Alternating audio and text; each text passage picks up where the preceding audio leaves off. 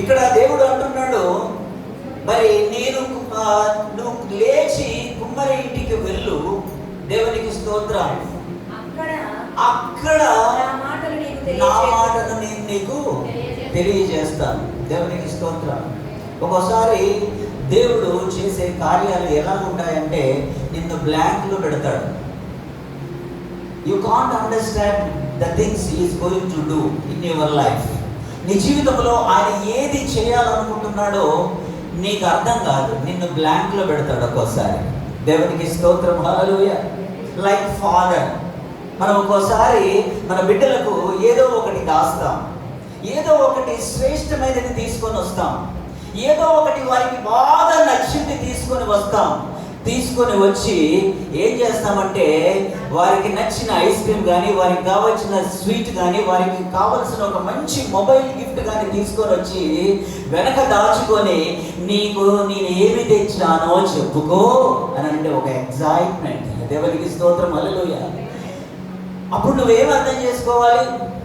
నేను నీ కోసం ఏం తెచ్చానో చూసుకోవాలనంటే కొడుకు నా తండ్రి నా కొరకు నన్ను ఆశ్చర్యపరచడానికి, నా మనసులోని కోరిక తీర్చడానికి, నన్ను ఆనందింప చేయడానికి ఏదో నేను ఊహించనిది గొప్పది తీసుకొచ్చాడని చెప్పేసి బిడ్డ అనుకుంటాడా? లేదంటే పావునో తేలునో ఒక ముళ్ళునో లేదంటే ఒక కత్తి వెనక పెట్టుకొని, దేవునికి స్తోత్రం హల్లెలూయా, ఒక కత్తి కానీ నిన్ను గాయపరిచేది వెనక పెట్టుకొని నేను నీ కోసం ఏమి తెచ్చానో చెప్పుకో చూద్దామని తండ్రి అంటాడా? ఏది వెనక దాచి చెప్పుకో చూద్దాం అంటాడు? చెప్పండి. నీకు బాగా నచ్చింది, దేవునికి స్తోత్రం హల్లెలూయా, నీకు చాలా సంతోషపడేది, దాన్ని రివీల్ చేయగానే, దాన్ని మరి నీకు వ్యక్తపరచగానే నువ్వు మహానందంతో థ్యాంక్ యూ డాడీ, నాకు చాలా సంతోషముగా ఉంది, నేను ఇది ఎప్పటి నుంచో ఆశపడుతున్నాను, దీని గురించి నేను ఎప్పటి నుంచో ఇష్టపడుతున్నాను, నా కొరకు తెచ్చావు కదా. ఒకవేళ చూడకముందే ఆ కొడుకు అనుకుంటాడు ఏదో ఒకటి బెస్ట్, ఏదో ఒకటి మేలైనది నా తండ్రి నా కొరకు దాచి ఉంచి నన్ను మహానందముతో నేను నింపబడటానికి దాచి ఉంచాడు కొన్ని రోజులు. దేవునికి స్తోత్రం హల్లెలూయా. మీ జీవితంలో కూడా అది ఎన్నో సార్లు మీ జీవితంలో జరిగింది, నా జీవితంలో కూడా ఎన్నో సార్లు జరిగింది. దేవునికి స్తోత్రం. అందుకే నేను చెప్తున్నాను, ఒక 10 years వెనక్కి వెళ్ళండి, ఒక 10 years ముందు ఉన్న ఆర్థిక పరిస్థితి ఈరోజు మీ ఇంట్లో ఉందా? ఒక 10 years క్రితం వేసుకున్న వస్త్రములు ఈరోజు అదే కాస్ట్, అదే రేటు వస్త్రములు ఇప్పుడు మీరు వేసుకుంటున్నారా? ఒక 10 years క్రితం 2001-2002లో నేను ఒక్కొక్క షర్టు 80 రూపాయలు 90 రూపాయల షర్టు వేసుకునేది. అంతకంటే ఎక్కువ రేటు ఐదర్ ఇప్పిస్తా అన్నా, ఫ్రెండ్స్ ఇప్పిస్తా అన్నా కానీ నేను వేసుకోకపోయేది, అంత రేటు షర్ట్ కొనకపోయేది. మ్యాక్సిమం 150 రూపీస్, ప్యాంట్ వచ్చేసి మ్యాక్సిమం 250 రూపీస్. దేవునికి స్తోత్రం. ఈరోజు దేవుడు నిన్ను ఏ విధంగా ఉంచాడు? నన్ను వదిలేసేయండి. దేవుడు నిన్ను ఈరోజు ఏ విధముగా ఉంచాడు? 150, 250 అనంటే ఎంతలో ప్యాంటు షర్ట్ వచ్చేసేది? ఆ రోజు నువ్వు ఎక్స్పెక్ట్ చేసావా ఈరోజు ఒక 10 years తర్వాత, 15 years తర్వాత నా వైఫ్ నా పిల్లలు వెళ్ళి మీరు ఏ బట్టలు ఇష్టమైతే ఆ బట్టలు తీసుకోండి, నేను బిల్ పే చేస్తానని చెప్పేసి కౌంటర్ దగ్గర ఆ తండ్రిని నిలబడుతున్నాడు దేవుడు. దేవునికి స్తోత్రం హల్లెలూయా. ఖమ్మం పట్నం మీరు వచ్చినప్పుడు ఒక పాత టీవీఎస్ నాకుంటే చాలని ఎక్స్పెక్ట్ చేయడానికి కూడా భయపడిన కుటుంబాలు ఇక్కడ ఉన్నాయి. ఒకసారి చేయొద్దండి ఎవరెవరైతే ఉన్నారు. 2002వ సంవత్సరం నాకు ఒక అత్యవసరం వచ్చి నేను నా స్నేహితుడిని అడగడానికి శ్రీనివాస హాల్ దగ్గర పెద్ద షాప్ ఉంటుంది, ఆ షాప్ దగ్గర ఉంటాడు నా ఫ్రెండ్ గఫూర్ అని. ఆ గఫూర్ ఇంటర్మీడియట్ ఫ్రెండ్, చిన్నప్పటి నుంచి పరిచయం. అతని దగ్గరికి వెళ్ళి, గఫూర్ నాకు ఒక 50 రూపీస్ కావాలి, నేను మళ్ళీ ఒక 1 weekలో ఇస్తానంటే గల్లకురిగిలో చాలా డబ్బులు ఉన్నాయి కానీ నాకు ఇవ్వలే. ఆ రోజు నేను అనుకోలే, ఎవరికైనా అనారోగ్యముగా ఉంటే, ఎవరైనా బలహీనతలో ఉంటే, ఎవరైనా ఇలా 20,000 తీసి వారికి ఆర్థిక సహాయం చేస్తానని 50 రూపాయలు నా డబ్బుని రోజు నేను ఊహించలేకపోయాను. కానీ ఈ రోజు ఊహ కందని విధముగా నన్నే కాదు మిమ్మల్ని అందరినీ కూడా వాహనములతో, సొంత గృహములతో, నీ భార్య నీ బిడ్డలను తీసుకొని వెళ్ళి ఇగో అదో 250 కంటే ఎక్కువ రేటు కొనకు బాబుకి, పాపకి 400 రూపాయల కంటే ఎక్కువ రేటు ఫ్రాక్ కొనకు, నా దగ్గర డబ్బులు లేవు అనే స్థితిలో ఇక్కడ దేవుడు ఎవరు నుంచాడో ఒకసారి చేయొద్దాలి. ఎవరు నుంచలే. దేవునికి స్తోత్రం, హల్లెలూయా. అందుకే చెప్తున్నాను, దేవుడు ఒక్కోసారి నీ కోసం దాచి ఉంచిన ముందుగా రివీల్ చేయడు. దేవునికి స్తోత్రం. ఏం చేయాలి మరి? ఇర్మియాతో దేవుడు ఏమంటున్నాడు? ఒక సీక్రెట్ ఉంది, నిన్ను ఒక దగ్గరికి తీసుకొని వెళ్తాను, నువ్వు రెడీగా, నువ్వు అక్కడికి వెళ్ళిన తర్వాత నేను ఏం చేయబోతున్నానో, నీకు ఏమి నేర్పించబోతున్నానో నేను అక్కడికి వెళ్ళిన తర్వాత నేర్పిస్తాను. Let us go to potter's house. కుండలు తయారు చేసేవారి ఇంటికి వెళ్దాం. కుండలు తయారు చేసేవాడు కుండలు తయారు చేస్తూ ఉంటాడు, చాలా కష్టపడి ఆ సార మీద తిప్పుతూ ఉంటాడు, కొంతమంది కింద పడుతూ ఉంటది, మరలా తీస్తాడు, చాలా ఓపికతో ఒక కుండను తయారు చేస్తాడు. అక్కడ నేను నీకు నేర్పిస్తాను అని చెప్పేసి ఇర్మియాకు చెప్పాడు దేవుడు. దేవునికి స్తోత్రం, హల్లెలూయా. మనకు మాత్రం అన్నీ తెలిసిపోవాలి. పాస్టర్ గారు అడగాలి, పాస్టర్ గారు మరి నాకు ఈ సమస్య ఉంది అయ్యగారు, పోతుందా? పోదా? నా కుటుంబం చాలా శ్రమల్లో ఉంది అయ్యగారు, ఈ శ్రమ నుండి పోయే విధంగా ముందే ప్రార్థన చేయండి. అంత ముందే రివీల్ అయిపోవాలి, అంత బట్టబయలు అయిపోవాలి, అంత తెలిసిపోవాలి. నాకు దేవుడు నా కొరకు ఏది దాచి ఉంచాడో, ఏ వేళలు దాచి ఉంచాడో అవన్నీ నేను అంతగా స్పిరిచువల్గా కష్టపడను, హార్డ్షిప్ తీసుకోను, నేను అంతగా వెతకను దేవుని సన్నిధిలో, అంతగా దేవుని సన్నిధిలో నేను అంగలార్చను, అంతగా దేవుని సన్నిధిలో నేను మూలుగులను, అంతగా దేవుని సన్నిధిలో నేను నలిపివేయబడటానికి నాకు ఇష్టం లేదు. Just I put my faith, నేను కేవలం విశ్వాసం ఉంచుతాను అని చెప్పేసి ఒక్కొక్కటి అన్ని నా జీవితంలో జరిగిపోతా ఉండాలని చెప్పేసి మనం అనుకుంటాం. అవునా కాదా? దేవునికి స్తోత్రం. చెప్పండి, అవునా కాదా? కానీ ఇర్మియాతో దేవుడు అంటున్నాడు, ఏం చెప్పట్లేదు.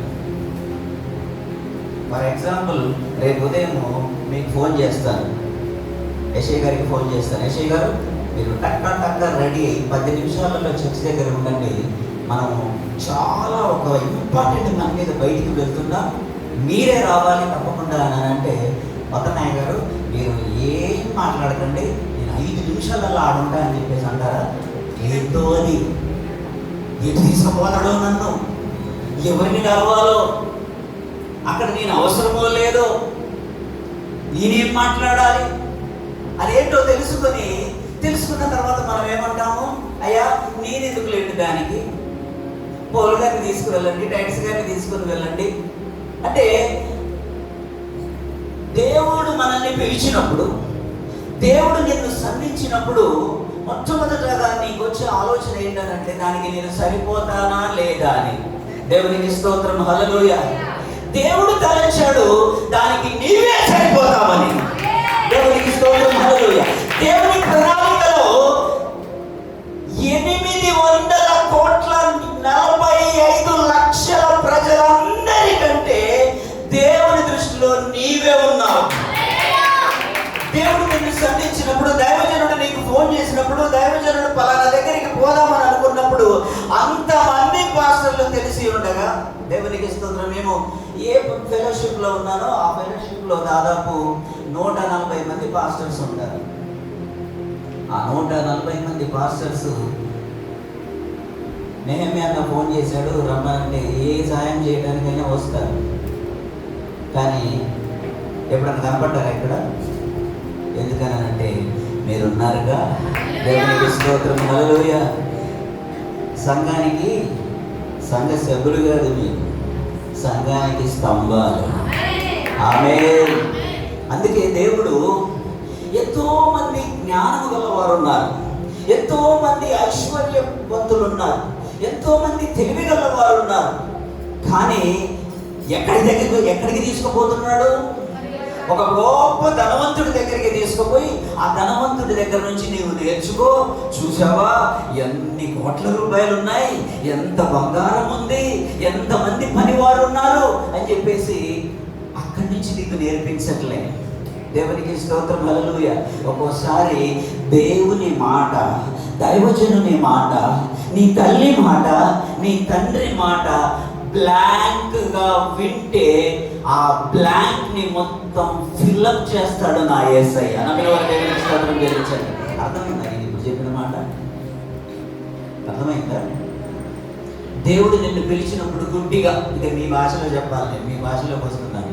అయ్యగారు కానీ, దేవుడు కానీ, నీ తల్లి కానీ, తండ్రి కానీ ఏదైనా ఒక మాట, రై 5 నిమిషాలలో రెడీగా, లాజర్ గారు 5 నిమిషాలలో రెడీ అవ్వండి అని అంటే ఎందుకు, ఏమిటి, ఎలా అనేది ఏం అడగకుండా ఏది ఏమైనా దైవజనుడు ఫోన్ చేశాడంటే, నా తల్లి చెప్పిందంటే, నా తండ్రి చెప్పాడంటే, నా పరలోకపు తండ్రి చెప్పాడంటే ఏదో ఒక మేలు దాచబడి ఉంది. అయ్యా నేను బయలుదేరుతున్నాను, ఆ 10 నిమిషాలలో మీ ముందు ఉంటా. దేవునికి స్తోత్రం, హల్లెలూయా అంటారా? దేవునికి స్తోత్రం. ఆ రోజులు పోతున్నాయి, జాగ్రత్త. అందుకే ఇంగ్లాండ్ వాళ్ళు తెలియజేస్తున్నారు, అమెరికా వాళ్ళు తెలియజేస్తున్నారు.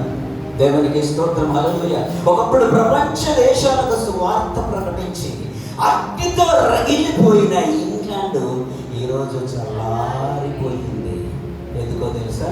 అంతా మాకే తెలుసు, నేను బాగా చదివేసిన అయిపోయింది, 10 సార్లు చదివినా 20 సార్లు చదివినా, నేను బాగా ప్రార్థన చేస్తాను, నేను దేవుని సన్నిధిలో ఆరాధిస్తాను, నేను దేవుని సన్నిధిలో గడుపుతాను, నేను మంచి భక్తుణ్ణి అనుకున్నట్లు పరిసయ్యుల్లాగా మారిపోతున్నారు. దేవునికి స్తోత్రం, హల్లెలూయా. నీవు 100 సార్లు చదివినా, నువ్వు ఉదయం నుంచి సాయంత్రం వరకు ప్రార్థన చేసినా చాలదు. హల్లెలూయా. ముగింపుకు వస్తారు కొంతమంది, ఎలాగా? I'm all right, I'm perfect, I'm so spiritual. వాడు అంతే అనుకున్నాడు, వాడే అనాలి. ఎవరిని? పరిసయ్యుడిని. దేవుని సన్నిధిలోకి వచ్చి ఏమనుకుంటున్నాడు? నేను ప్రార్థన చేస్తాను, నేను వాడిలాగా వీడిలాగా దొంగని కాదు, వ్యభిచారిని కాదు, నేను ప్రతి దాంట్లో కూడా దశం భాగం ఇస్తాను అని చెప్పేసి దేవుని సన్నిధికి వచ్చి గర్వపడుతున్నాడు. దేవుని సన్నిధికి వచ్చి గర్వపడతావా? హల్లెలూయా. దేవుని సన్నిధికి వచ్చి ఏం చేయాలి? మనల్ని మనము తగ్గించుకోవాలి. ఎన్ని ఉన్నా, ఎంత ప్రార్థన చేసినా దేవునికి స్తోత్రం. యేసయ్యే, ఆయన దేవుడే, రాజాది రాజు, ప్రభువుల ప్రభువు, మెస్సయ్య. ఆయన గెత్సెమనే తోటలో మోకాళ్ళు వంచి నీ గురించి, నా గురించి ప్రార్థన చేస్తున్నాడు. ఆయన గురించి ప్రార్థన చేస్తున్నాడు. నాకు కారు అయ్యా, నాకు ఇల్లు అయ్యా, నాకు మంచి కోడలు రావాలి, నాకు అన్ని. సెల్ఫ్ ప్రేయర్ ఏమన్నా ఉందా యేసయ్య చేసిన ప్రార్థనలో? నీ కొరకే. దేవునికి స్తోత్రం, హల్లెలూయా, హల్లెలూయా. అందుకే ఇర్మియాతో దేవుడు రివీల్ చేయట్లే ఏంటనేది. దేవునికి స్తోత్రం, హల్లెలూయా. నీవు లేచి కుమ్మరి ఇంటికి పోము. ఎందుకు? ఏం చెప్పట్లే. దేవునికి స్తోత్రం. ప్రియ సోదరులారా, దేవుడు కూడా ఒక్కోసారి మనకు అర్థం కానట్టే ఉండదు. అర్థం కానంత మాత్రాన, బాగా వినండి జాగ్రత్తగా, అర్థము కానంత మాత్రాన నీ కనులతో నీవు చేసిన ప్రార్థన ప్రతిఫలము ప్రారంభము కానంత మాత్రాన అవి లేవు అనుకోవద్దు. దేవునికి స్తోత్రం, హల్లెలూయా, హల్లెలూయా, హల్లెలూయా. మిమ్మల్ని ఒక క్వశ్చన్ అడుగుతాను, నేను చెప్పింది మీరు నమ్మాలి. నేను చెప్పింది ఒకటి మీరు నమ్మాలి, ఓకేనా? ఒకటి అడుగుతాను మిమ్మల్ని,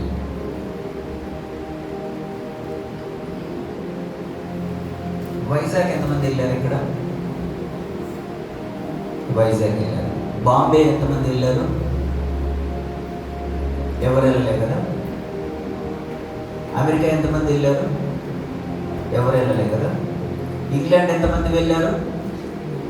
పౌల్ గారు వెళ్ళారా? సిరిష సిస్టర్ వెళ్ళారా? పేపర్లలో చిన్నప్పటి నుంచి వింటున్నారు కదా, ఇంగ్లాండ్ దేశం ఒకటి ఉందని. మ్యాప్లో చూస్తున్నారు, ఇంగ్లాండ్ దేశం ఒకటి ఉందని, అమెరికా దేశం ఒకటి ఉందని. మీరు ఎప్పుడైనా వెళ్ళారా అమెరికా, ఇంగ్లాండ్ వెళ్ళారా? మీరు చిన్నప్పటి నుంచి పేపర్లలో చూస్తుంది, మీ టీచర్ చెబుతుంది. మీరు వరల్డ్ మ్యాప్లో చూసే ఇంగ్లాండ్ ఏదైతే ఉందో అదంతా అబద్ధం. అసలు ఇంగ్లాండ్ అనేది ఈ భూమి మీద లేనే లేదు. అమెరికా అనేది అందరూ అంటున్నారు అమెరికా అమెరికా అమెరికా. నువ్వెప్పుడు చూడలే.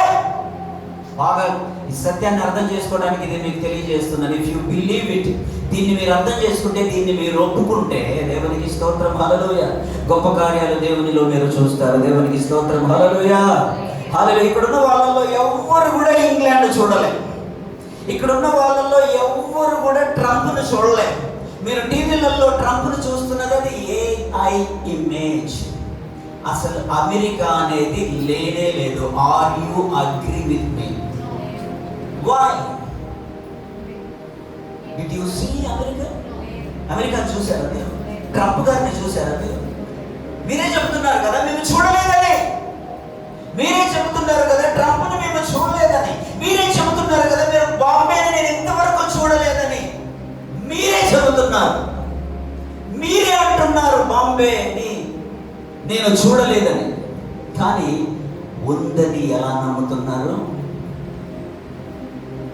నమ్ముతున్నారంతే. మీరు చూడలే కానీ నమ్ముతున్నారా లేదా?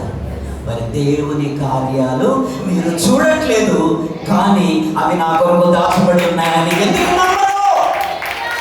ఎందుకు నమ్మరు? దేవుడు నా జీవితంలో గొప్ప కార్యం చేస్తానని ఎందుకు నమ్మరు? You believe strongly. ఇంగ్లాండ్ ఉంది. ఒకవేళ ఇంగ్లాండ్ లేదు, అబద్ధము. ఇంగ్లాండ్ లేదు, ట్రంప్ లేడు. చంద్రబాబు నాయుడు గారిని చూసారా? ఓకే, చూశారు కాబట్టి నమ్ముతున్నారు. చూడని ఎందుకు నమ్ముతున్నారు? Why you are believing which you have not seen. మీరు చూడని ఎందుకు నమ్ముతున్నారు? ఎందుకు నమ్ముతున్నారో తెలుసా? Because you trust.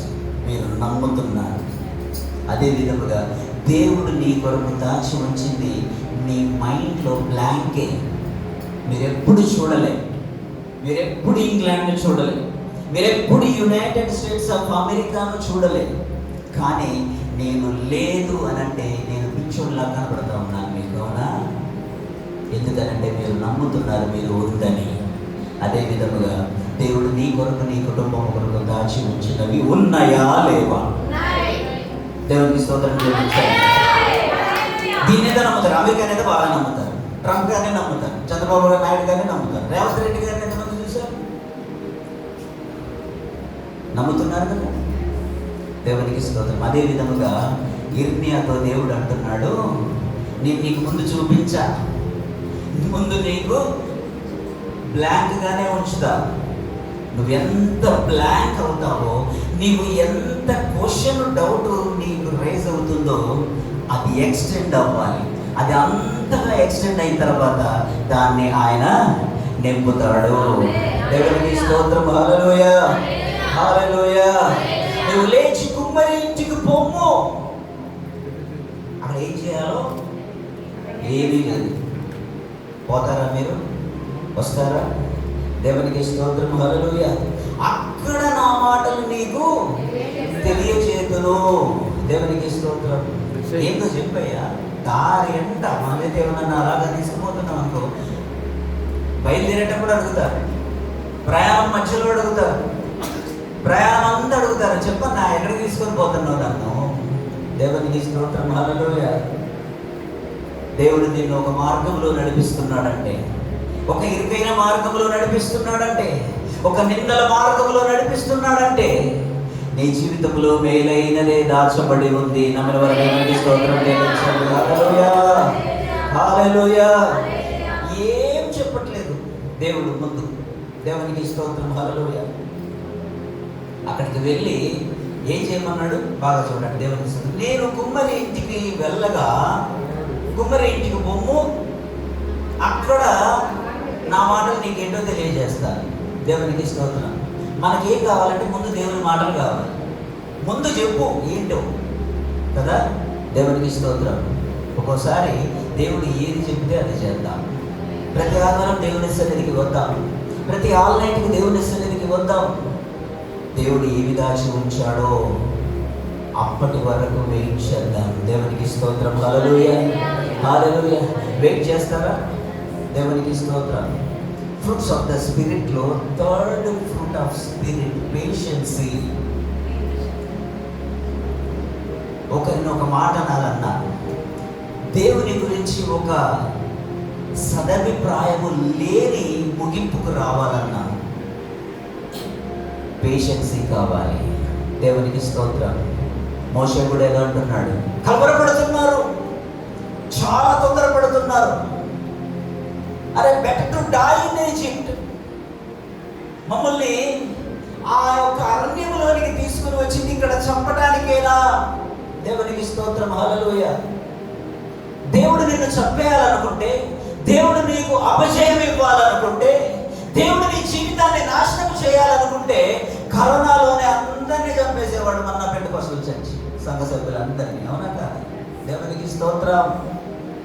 దేవుడు నీకు 400 సంవత్సరముల బానిసత్వము నుండి దేవుడు విడిపించాడు అంటే అరణ్యములో చంపడానికి కాదు. దేవునికి స్తోత్రం. హల్లెలూయా. మీరు ఇప్పుడు ఏదైతే శ్రమలో ఉన్నారో, ఏ అప్పుల బాధలో ఉన్నారో, ఏ నిందల్లో ఉన్నారో, ఏ కష్టంలో ఉన్నారో నాకైతే తెలియదు, కానీ దేవుడు మిమ్మల్ని రక్షించుకుంది. చికటగల దొంగ ఊబిలో నుండి మిమ్మల్ని లేవనెత్తింది. అన్య కుటుంబం నుండి మిమ్మల్ని రక్షించుకుంది. ఈ రోజు నడి సముద్రంలో మిమ్మల్ని విడిచిపెట్టడానికి కాదు, ఆ యొక్క సముద్రపు అగాధ జలముల మీద ఆరిన నేలపై నడిపించడానికి ఆ యొక్క ఐగుప్తు నుంచి విడిపించుకున్నాడు. దేవునికి స్తోత్రం. హల్లెలూయా. దానికోసం నువ్వేం చేయాలి ముందే నీకు తెలియాలా? దేవునికి స్తోత్రం. ఈజ్ అవర్ ఫాదర్ అండి. ఒకసారి మనం ఎప్పుడు కూడా జ్ఞాపకం చేసుకోవాలి. చాలా మంది విశ్వాస జీవితంలో దేవునికి వారికి ఉన్న బంధము, దేవుడు నేను భక్తుడు అనుకుంటారు చాలా మంది. దేవునికి నీకు ఉన్న బంధము, దేవుడు ఒక భక్తుడు నువ్వు కాదు. దేవునికి స్తోత్రం. హల్లెలూయా. ఒక అగరబత్తి అడ్వర్టైజ్మెంట్ ఉంది కదా, అందరికీ తెలిసి చిన్నప్పటి నుంచి విన్నాను. అది కాదు. దేవునికి స్తోత్రం. దేవునికి నీకున్న బంధం ఏంటో తెలుసా? తండ్రి కొడుకు, తండ్రి కూతురు. దేవునికి స్తోత్రం. హల్లెలూయా, హల్లెలూయా. అన్నీ చెప్పేస్తాడా ఏంటి? అన్నీ చెప్పేస్తాడా? కొడుకు కోసం దాచి ఉంచి వాడికి 10-12 సంవత్సరాలు 10-12 సంవత్సరాలు జాన్ అంత వయసు ఉన్నప్పుడు, క్రిస్టి అంత వయసు ఉన్నప్పుడు, జెనెట్ అంత వయసు ఉన్నప్పుడు, మెర్సీ అంత వయసు ఉన్నప్పుడు తల్లిదండ్రులు పిల్లల కొరకు పిల్లలు నిద్రపోతూ ఉంటే, వారు ముద్దుగా ముడుచుకొని నిద్రపోతూ ఉంటే భార్యాభర్తలు వచ్చి ఆ బిడ్డల వైపు చూసుకొని మురిసిపోతూ ఉంటారు. ఎందుకో తెలుసా? ఆ బిడ్డలకు తెలియచేయని, ఆ బిడ్డలకు తెలవనివి తల్లిదండ్రులు ప్లాన్ చేస్తూ ఉంటారు. మెర్సీని పెద్ద అయిన తర్వాత ఏం చేద్దాం? దేవునికి స్తోత్రం. హల్లెలూయా. బ్లెస్సీని పెద్ద అయిన తర్వాత ఏం చేద్దాం? రిక్షిని పెద్ద అయిన తర్వాత ఏం చేద్దాం? కీర్తనను పెద్ద అయిన తర్వాత ఏం చేద్దాం అని చెప్పేసి ఆలోచనలు మీరిద్దరు కూర్చొని చేస్తూ ఉంటారా? ఏం చదివిద్దాం, అమెరికా పంపిద్దామా? మీకు ఒక విషయం తెలుసా? మీరు హైదరాబాద్లో ఉంటున్నారు, కానీ మీ చిన్న కుమార్తె కీర్తనను గురించి నేనేం ఆలోచిస్తాను మీరు ఆలోచిస్తున్నారా లేదా? అయితే మీరు ఆలోచిస్తూ ఉంటారు, కానీ దైవజనునిగా నువ్వు చిన్ననాటి నుంచి ఇక్కడ పెరిగావు కాబట్టి నీ గురించి ఏం ఆలోచిస్తానంటే, రేపు పొద్దున మీ ముసలం అయిపోయిన తర్వాత యేసుపదం ఒక రోజు వచ్చి, అన్నయ్య కీర్తన అమెరికాలో ఒక 1 ఆఫ్ ద టాప్ 10 కంపెనీలో ఒక ఎండి ఇప్పుడు.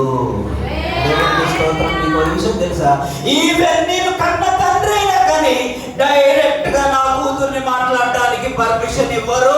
నేను 1 డే ముందు అపాయింట్మెంట్ తీసుకోవాలి. హల్లెలూయా.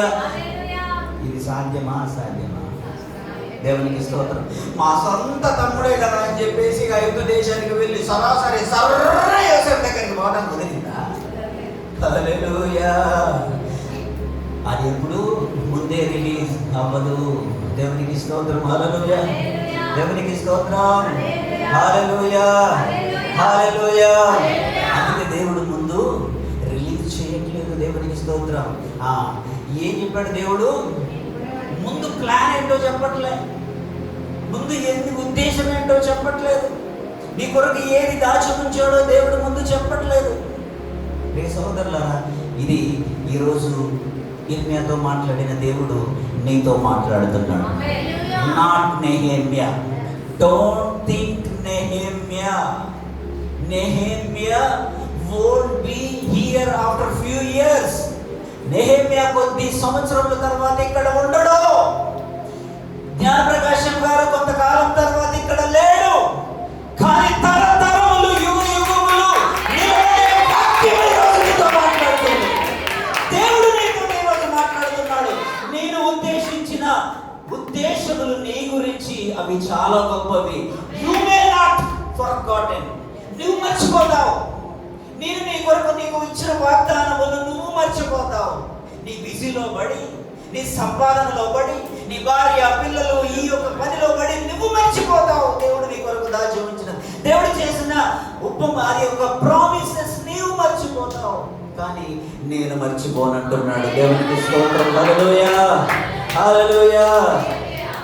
అందుకొరకు ఏం చేయాలి? మనం కొద్ది కాలం బ్లాంక్గా ఉందాం.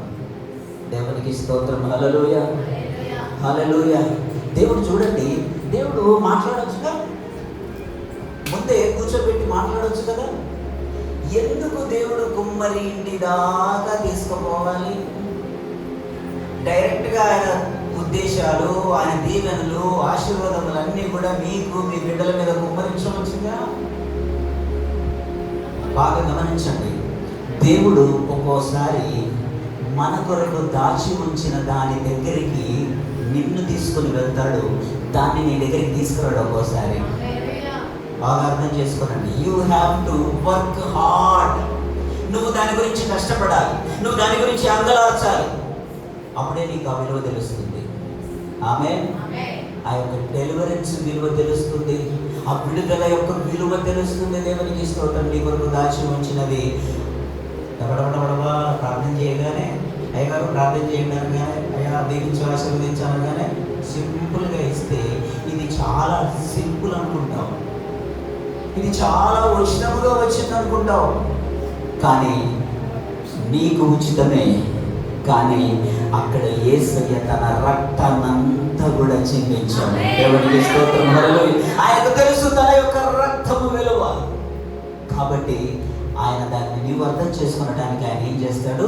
నీ కొరకు ఏది దాచి ఉంచాడో దాని కొరకు నిన్ను నడిపిస్తూ ఉంటాడు. ఒక్కోసారి ఆ మార్గం గుండా నువ్వు వెళ్ళాలి.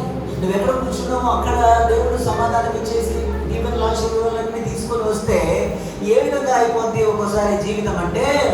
యూదాలాగా అయిపోద్ది, సంసోన్ లాగా అయిపోద్ది, ఆకానులాగా అయిపోద్ది, కయ్యనులాగా అయిపోద్ది. కాబట్టి దేవుడు ఏం చేస్తూ ఉంటాడు? ఒక్కోసారి శ్రమలో నుండి నిన్ను తీసుకొని వెళ్తా ఉంటాడు. దేవునికి స్తోత్రం. హల్లెలూయా. Get up. నీవు లేచి కుమ్మరింటికి పోము. అక్కడ నా మాటలు నీకు తెలియజేస్తున్నావు. ఇంకా తర్వాత ఏం జరుగుతుంది? దేవుడు వదిలేశాడు. దేవుడి యొక్క డిక్టేషన్ వదిలిపెట్టేశాడు. ఇర్మియా లేచాడు. నేను కుమ్మరి ఇంటికి వెళ్ళగా వాడు తన సారె మీద పని చేయుచుండెను. కుమ్మరి చికటి మంటితో చేయుచున్న కుండ వాని చేతిలో విడిపోగా ఆ జిగట మన్ను మరలా తీసుకొని. దేవునికి స్తోత్రం. హల్లెలూయా, హల్లెలూయా. ఏమైంది ఇక్కడ బాగా గమనించండి. ఆ కుమ్మరి ఏం చేస్తున్నాడు? దేవుడికి వచ్చేసేపు మాట్లాడకుండా ఉన్నాడు. అవునా కాదా? కుమ్మరి దగ్గరికి వెళ్ళిన తర్వాత కూడా, కుమ్మరి దగ్గరికి వెళ్ళి ఇర్మియా కూర్చొని ఆ కుమ్మరి వాడు సారె మీద కుండ తయారు చేస్తూ ఉన్నాడు. అది గర్ర గర్ర గర్ర తిరుగుతూ ఉంది. అప్పుడు కూడా దేవుడు వచ్చి డిస్టర్బ్ చేస్తున్నాడా ఇర్మియాని? మాట్లాడకి. అంటే నువ్వు కొన్ని అర్థం చేసుకోవాలి, మనం కొన్ని అర్థం చేసుకోవాలి. దేవునికి స్తోత్రం. హల్లెలూయా, హల్లెలూయా. ఇక్కడ బాగా గమనించండి, ప్రతి విషయం కూడా చాలా జాగ్రత్తగా వినండి. దేవునికి స్తోత్రం. కుమ్మరి జిగట మంటితో చేయుచున్న కుండ ఎవరి చేతిలో ఉంది? కుమ్మరి చేతిలో ఉన్న ఆ కుండ వాని చేతిలో నుంచి విడి పడిపోయింది. దేవునికి స్తోత్రం. హల్లెలూయా. ఇప్పుడు చెప్తున్నాను, ఒక్కోసారి మీకు పడిపోయినట్టు, ఓడిపోయినట్టు, ఓడిపోతున్నట్లు అయిపోయింది నా జీవితం, నేను ఓడిపోయాను, నేను పడిపోయాను, నాకు గెలుపు లేదు, నాకు ఎవరు సహాయం లేరు, అందరూ నిందిస్తున్నారు, అందరూ అవమానపరుస్తున్నారు, ఈ అవమానమును నేను తట్టుకోలేకపోతున్నాను యేసయ్యా అని చెప్పేసి మీరు కృంగిపోతున్నారేమో. ఈ రోజు నేను మీకు ఒక విషయం తెలియజేస్తున్నాను. దేవునికి స్తోత్రం, హల్లెలూయా. ఈ రోజు మీకు తెలియజేసే విషయమును జీవితాంతం మర్చిపోకండి. నేను బ్రతికున్నా లేకున్నా ఆ యొక్క జిగట మన్ను పడిపోయింది దేవుని హస్తములో నుండి. దేవునికి స్తోత్రం, హల్లెలూయా. God knows. ఆయనకు తెలుసు నీవు పడిపోయింది ఆయన చేతిలో నుంచి. జస్ట్ అట్లా జారిపోయావు. నీవు జారిపోయింది దేవుని చేతిలో నుండి, అపవాది చేతిలో నుండి కాదు. నీవు జారి పడిపోయింది దేవుని చేతిలో నుండి. I'm sure that again he will pick you up. దేవునికి స్తోత్రం, హల్లెలూయా. దేవునికి స్తోత్రం. నీవు సంపాదించిన 5 రూపాయల కాయిన్, బాగా జాగ్రత్తగా వినండి. మీది 5 రూపాయలు. ఎంత? అందరూ చెప్పండి. 5 రూపాయలు. మీ అందరికీ 5 రూపాయలు అంటే చాలా సింపుల్. బెక్కడికి 5 రూపాయలు వేస్తాం, అవునా కదా? పిచ్చిగాడికి ఒక 5 రూపాయలు వేస్తాం. ఇక కొంచెం ఉన్న వాళ్ళైతే మన సంఘంలో ఒక 10 రూపాయలు వేస్తారు. ఓకే, దేవునికి స్తోత్రం, హల్లెలూయా. నువ్వు ఫ్రెండ్స్ తోటి మాట్లాడుతూ ఉంటే ఇక లోకస్తులు ఏం చేస్తారనంటే టీ షాప్ దగ్గర లేదంటే కిరాణా షాప్ దగ్గర నీవు డబ్బులు తీస్తూ ఉంటావు. హల్లెలూయా. నా దగ్గర ఏమో లేవు డబ్బులు. దేవునికి స్తోత్రం. ఆదివారం వస్తే సెల్ ఆడుంటుంది, డబ్బులు ఆడుంటుంది, ఏం తెలియదు. దేవునికి స్తోత్రం. వాక్యం మాత్రమే కనపడుతూ ఉంటుంది. ఏం చేస్తాం మనము? మన అకౌంట్లో దాదాపు 20,000 ఉంటాయి, అవునా కాదా? నీ యొక్క ఇంట్లో దాదాపు ఒక 10 లక్షల రూపాయల బంగారం ఉంటుంది.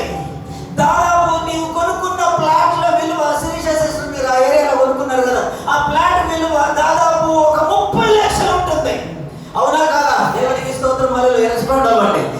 నీకున్న ఆస్తి మొత్తం ముందు నీ జేబులో ఉన్న 5 రూపాయలు ఎంత? చాలా తక్కువే కదా? దేవునికి స్తోత్రం. నీవు టీ షాప్ దగ్గరికి వెళ్ళావు, టీ తీసుకుందామని చెప్పేసి చిల్లర తీసేసరికి ఆ యొక్క 10 రూపాయల నోట్లో నుండి 5 రూపాయల కాయిన్ జారి పడిపోయింది. ఆ 5 రూపాయల కాయిన్ జారి పడిపోతే వెంటనే నాకు మరి ఎక్కడ ఏదులాపురం దగ్గర 30 లక్షల ప్లాట్ ఉంది, బంగారం దాదాపు ఒక 20 లక్షల వాల్యూ ఉంది, ఆయనకు నాకు 2 బండ్లు ఉన్నాయి, మంచి వస్త్రములు ఉన్నాయి, నెలకు 50,000 వస్తాయి. ఈ 5 రూపాయలు ఎందుకు తీసుకోవడం, వద్దులే అని చెప్పేసి వెళ్ళిపోతారా? అది మీ చేతిలో నుండి జారిపడింది.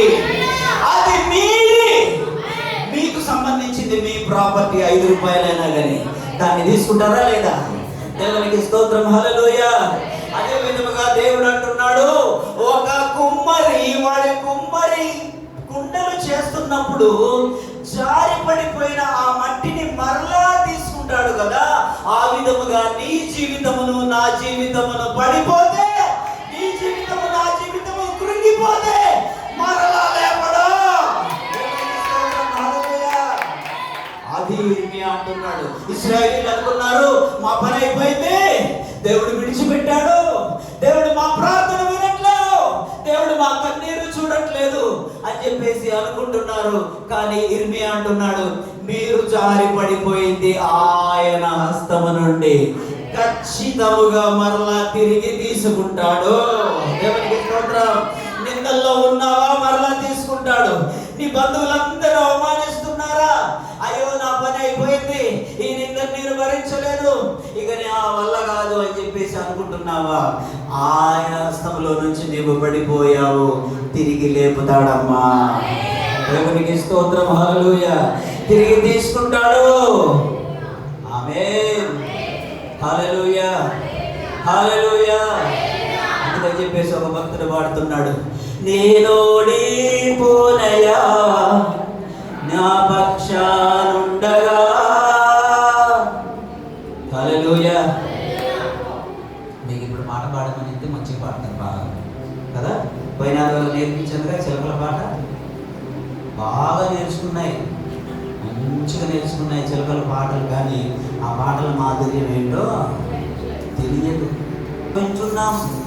అందుకే దేవుడు అయ్యా ఇర్మియా, నేను ఇద్దరు మాట్లాడడానికి వచ్చాను, కూర్చో ఒక నిమిషం చైర్ వేసుకో, మన ఇద్దరం కూర్చొని మాట్లాడుకుందాం అని చెప్పేసి మాట్లాడితే ఆ మాటలు ఎక్కువ ఎక్కవేమో. ఒక్కోసారి ఈ విధంగా కూడా దైవజనుడు వచ్చిన అయ్యగారులు ఎంతమందిని పిలిపించాము ఒకసారి లెక్క చెప్పండి. ఎన్ని కుటుంబాశ్రతులు గుడికలు జరిగాయి, ఎంతమంది దైవజనులు వచ్చారు ఉన్నామా? దేవునికి స్తోత్రం. సమయానికి రండి, దేవునికి ఇవ్వండి, మీ కుటుంబం అంతా కూడా యెహోవాను సేవించండి, బ్రతికున్నంత వరకు ఆయన సాక్షిగా ఉండండి అని ఎన్ని రకాల వాక్యాలు బోధించారు వచ్చిన దైవజనులందరూ కూడా.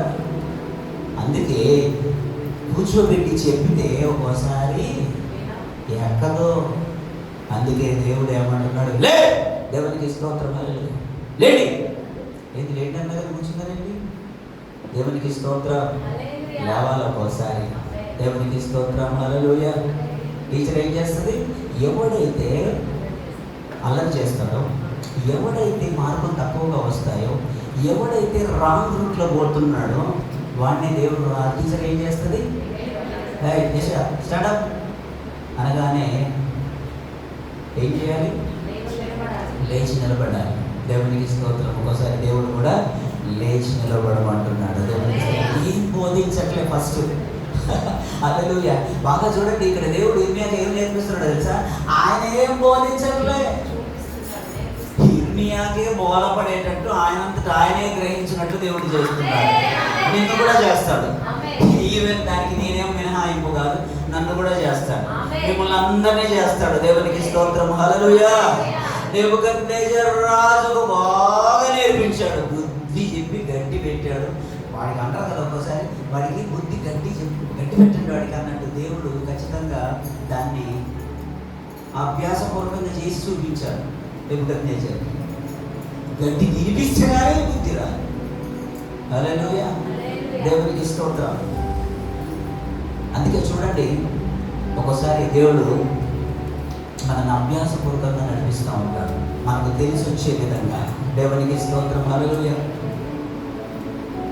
అందుకే ఆర్మీ ట్రైనింగ్కి వెళ్ళగానే మనం ఎలిజిబిలిటీ, రిటర్న్ టెస్ట్లో ఎలిజిబిలిటీ, రన్నింగ్లో ఎలిజిబిలిటీ, లాంగ్ జంప్లో కూడా ఎలిజిబిలిటీ అవ్వగానే ఆర్మీ ఉద్యోగం వస్తుంది, పోలీస్ ఉద్యోగం వస్తుంది. అవునా?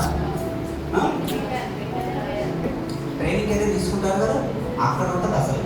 ఆ ట్రైనింగ్లో తట్టుకోలేదు కొంతమంది, బయటకు వచ్చేస్తూ ఉంటారు. ఎలిజిబిలిటీ కాదు, ఎక్స్పీరియన్స్ కావాలి. ఇర్మియాకు పర్సనల్గా ఎక్స్పీరియన్స్ కావాలని చెప్పేసి దేవుడు ఉన్నట్టు డైరెక్ట్గా రివీల్ చేసేస్తే, ఉన్న దీవెనలన్నీ ఆశీర్వాదాలన్నీ నా బిడ్డే కదా అని చెప్పేసి ఇస్తూ ఉంటే పిల్లలకు ఒక్కోసారి అర్థం కాక తల్లిదండ్రులు ఏం చేస్తూ ఉంటారని అంటే, నీకు అర్థం కావాలరా, మేము ఎంత కష్టపడుతున్నామో నీకు అర్థం కావట్లే, నీకు డబ్బు విలువ తెలవట్లేదు అని చెప్పేసి తల్లిదండ్రులు అంటారా లేదా? పిల్లల్ని అంటారు కదా. ఎందుకు అని అంటే, వాడికి ఉన్నదల్లా అడిగిందల్లా ఏటీఎం బైక్ కావాలంటే ఇచ్చేస్తారు కొంతమంది.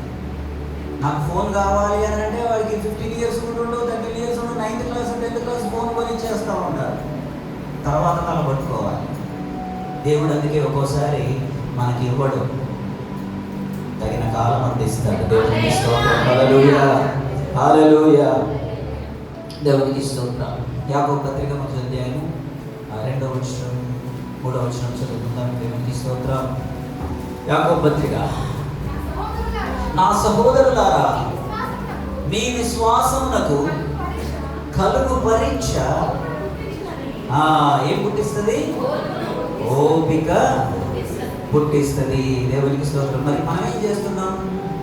దేవుడు మన విశ్వాసమునకు కలుగు శ్రమలు ఏదైతే ఉన్నాయో ఆ శ్రమలు ఏం పుట్టించాలి? మనకి ఏది ప్రొడ్యూస్ చేయాలి? ఏది మొలకెత్తాలి? అప్పుడు ఓర్పు మొలకెత్తాలి. దేవునికి స్తోత్రం. హల్లెలూయా. అందుకని దేవుడు ఏం చేస్తున్నాడు? నడిపిస్తున్నాడు, అక్కడికి వెళ్తున్నాడు. దేవునికి స్తోత్రం. హల్లెలూయా. అందుకే ఇక్కడ చూడండి, ఆ కుండవాని చేతిలో విడిపోగా ఆ చిగట మన్ను మరల తీసుకుని కుమ్మరి తనకు యుక్తమైనట్టుగా దానితో మరి ఒక కుండ చేసెను. దేవునికి స్తోత్రం. హల్లెలూయా. హల్లెలూయా. పడిపోయానని, విడిపోయానని, విడిచిపెట్టారని దిగులు చెందకండి. ఎవరైనా ఉన్నారు ఇక్కడ? పడిపోయాను. ఈవెన్ నువ్వు ఆత్మీయ జీవితంలో పడిపోయినా,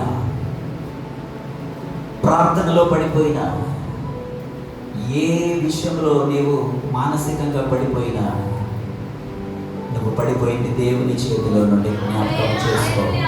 నీ కన్న తండ్రి ఉన్నాడు నీ కొరకు. దేవునికి స్తోత్రం. హల్లెలూయా, హల్లెలూయా. తండ్రి మాత్రమే నిన్ను అర్థం చేసుకుంటాడు. దేవునికి స్తోత్రం. హల్లెలూయా. ఫస్ట్ 10th చాలామంది మనం ఏం చేస్తాము, ఈజీగా ఉన్న సబ్జెక్ట్స్ ఏవైతే ఉన్నాయో అవి మనం సరిగా చదవం కదా. అయితే హిందీ చాలా ఈజీ అని చెప్పేసి నేను హిందీ అసలు చదవకపోయేసరికి హిందీలోనూ ఇంగ్లీష్లో ఫెయిల్ అయ్యాను. ఫెయిల్ అయిన తర్వాత 3 రోజులు అన్నం తినకుండా ఈ చర్చిలోనే ఉండి బాగా బాధపడుతూ ఏడుస్తూ ఉంటే అయ్యగారు చూస్తున్నాడు, నాతోటి ఏం మాట్లాడట్లేదు. ఇక 3 రోజులు ఆగి నన్ను ఇంకా కర్ర తీసుకొని కొట్టడమో, లేదంటే వచ్చి నీకు బుద్ధి లేదు, సిగ్గు లేదు, నీకు ఇంతగానో చదివించాను, నేను ఎంత కష్టపడుతున్నాను, నేను చదివిస్తే నువ్వు ఫెయిల్ అవుతావా, వర్స్ట్ ఫెయిల్ అని చెప్పేసి అయ్యగారు తిడతాడేమో అని అనుకున్నాను. 3వ రోజు వచ్చి ఆ తండ్రి నానా అని పిలిచాడు. దేవునికి స్తోత్రం. హల్లెలూయా. నానా బాధపడుతున్నావా? ఎందుకు? మరలా చదువు కష్టపడి ఇంతకుముందు ఏ లెవెల్లో అయితే చదివావో ఆ లెవెల్లో చదివితే నువ్వు ఫెయిల్ అయ్యావు. కాబట్టి ఈసారి నువ్వు డోస్ పెంచి, నీ టైంని పెంచి, నువ్వు ఇంకా కొంచెం ఆ లెవెల్ కంటే ఎక్కువగా చదువు, నువ్వు పాస్ అవుతావు. నువ్వు బాధపడకు. నువ్వు ముఖం ఎలాగా బెంగగా ఉన్నావు, ఏం కాదు నానా అని అనగానే నాలో 2 ఫలం వచ్చింది. దేవునికి స్తోత్రం. హల్లెలూయా. వెంటనే మళ్ళీ చదివి రాశాను. హిందీ అసలు సింపుల్గా వచ్చేసింది, పాస్ అయిపోయాను. దేవునికి స్తోత్రం. ఎందుకనంటే ఈ లోకపు తండ్రి మనల్ని ఆదరిస్తే అంతగా పరలోకపు తండ్రి నిన్ను మరలా తిరిగి లేపుతాడు. ఎందుకంటే నువ్వు జారి పడిపోయింది ఆయన హస్తంలో నుండి తల్లి. దేవునికి స్తోత్రం. అందుకే నీవు శోధనలో పడినప్పుడు నువ్వు పడిపోయావు. దేవునికి స్తోత్రం. పరిశుద్ధ గ్రంథంలో పడిపోవడం అంటే మామూలు పడిపోవడం అని అంటే భూమి మీద పడిపోతే మనం మామూలుగా సాధారణంగా లేస్తాం, అవునా? దేవునికి స్తోత్రం. హల్లెలూయా. నేనే ఎగ్జాంపుల్ మీకు చూపిస్తూ ఉన్నాను. ఒకసారి అందరికి చూడండి. నేను నడుస్తూ ఉన్నాను. నడుస్తూ ఉంటే ఏదో ఒకటి తగిలి కింద పడిపోయాను. ఓకే, కింద పడిపోయారు కదా. ఓకే, నేనేం చేయాలి ఇప్పుడు? ఇది మీకు పారబుల్గా చూపిస్తున్నాను. ఎవరైనా కానీ నేను ఇక్కడ పడిపోయాను కాబట్టి ఇక్కడ నేను మరలా తిరిగి లేవకూడదు. ఎక్కడైతే పడిపోయానో అక్కడ మరలా తిరిగి లేచే ప్రాసెస్ లేదు. ఎక్కడ పడిపోయామో అక్కడ మరలా తిరిగి లేవకూడదు. వేరే దగ్గరికి పోయి అక్కడ తిరిగి లేవాలి అని చెప్పేసి, నేను ఎక్కడికి వెళ్తే మరలా తిరిగి లేవగలనని చెప్పేసి ఇంకొక ప్లేస్కి వెళ్ళి ఇక్కడ పడిపోయాను కాబట్టి ఇక్కడ మరలా లేచే ఛాన్స్ లేదు. కాబట్టి ఇక్కడ నుంచి నేను వేరే దగ్గరికి వెళ్ళాలని చెప్పేసి వేరే దగ్గరికి వెళ్ళి ఇక్కడ నుంచి మాత్రమే నేను లేవగలనా, లేకపోతే అక్కడి నుంచే లేవగలనా చెప్పండి. హల్లెలూయా. దేవునికి స్తోత్రం. ఇంకొక విషయం చెప్తాను మీకు, మళ్ళీ ఇంకొకసారి ఎగ్జాంపుల్ చూపిస్తాను.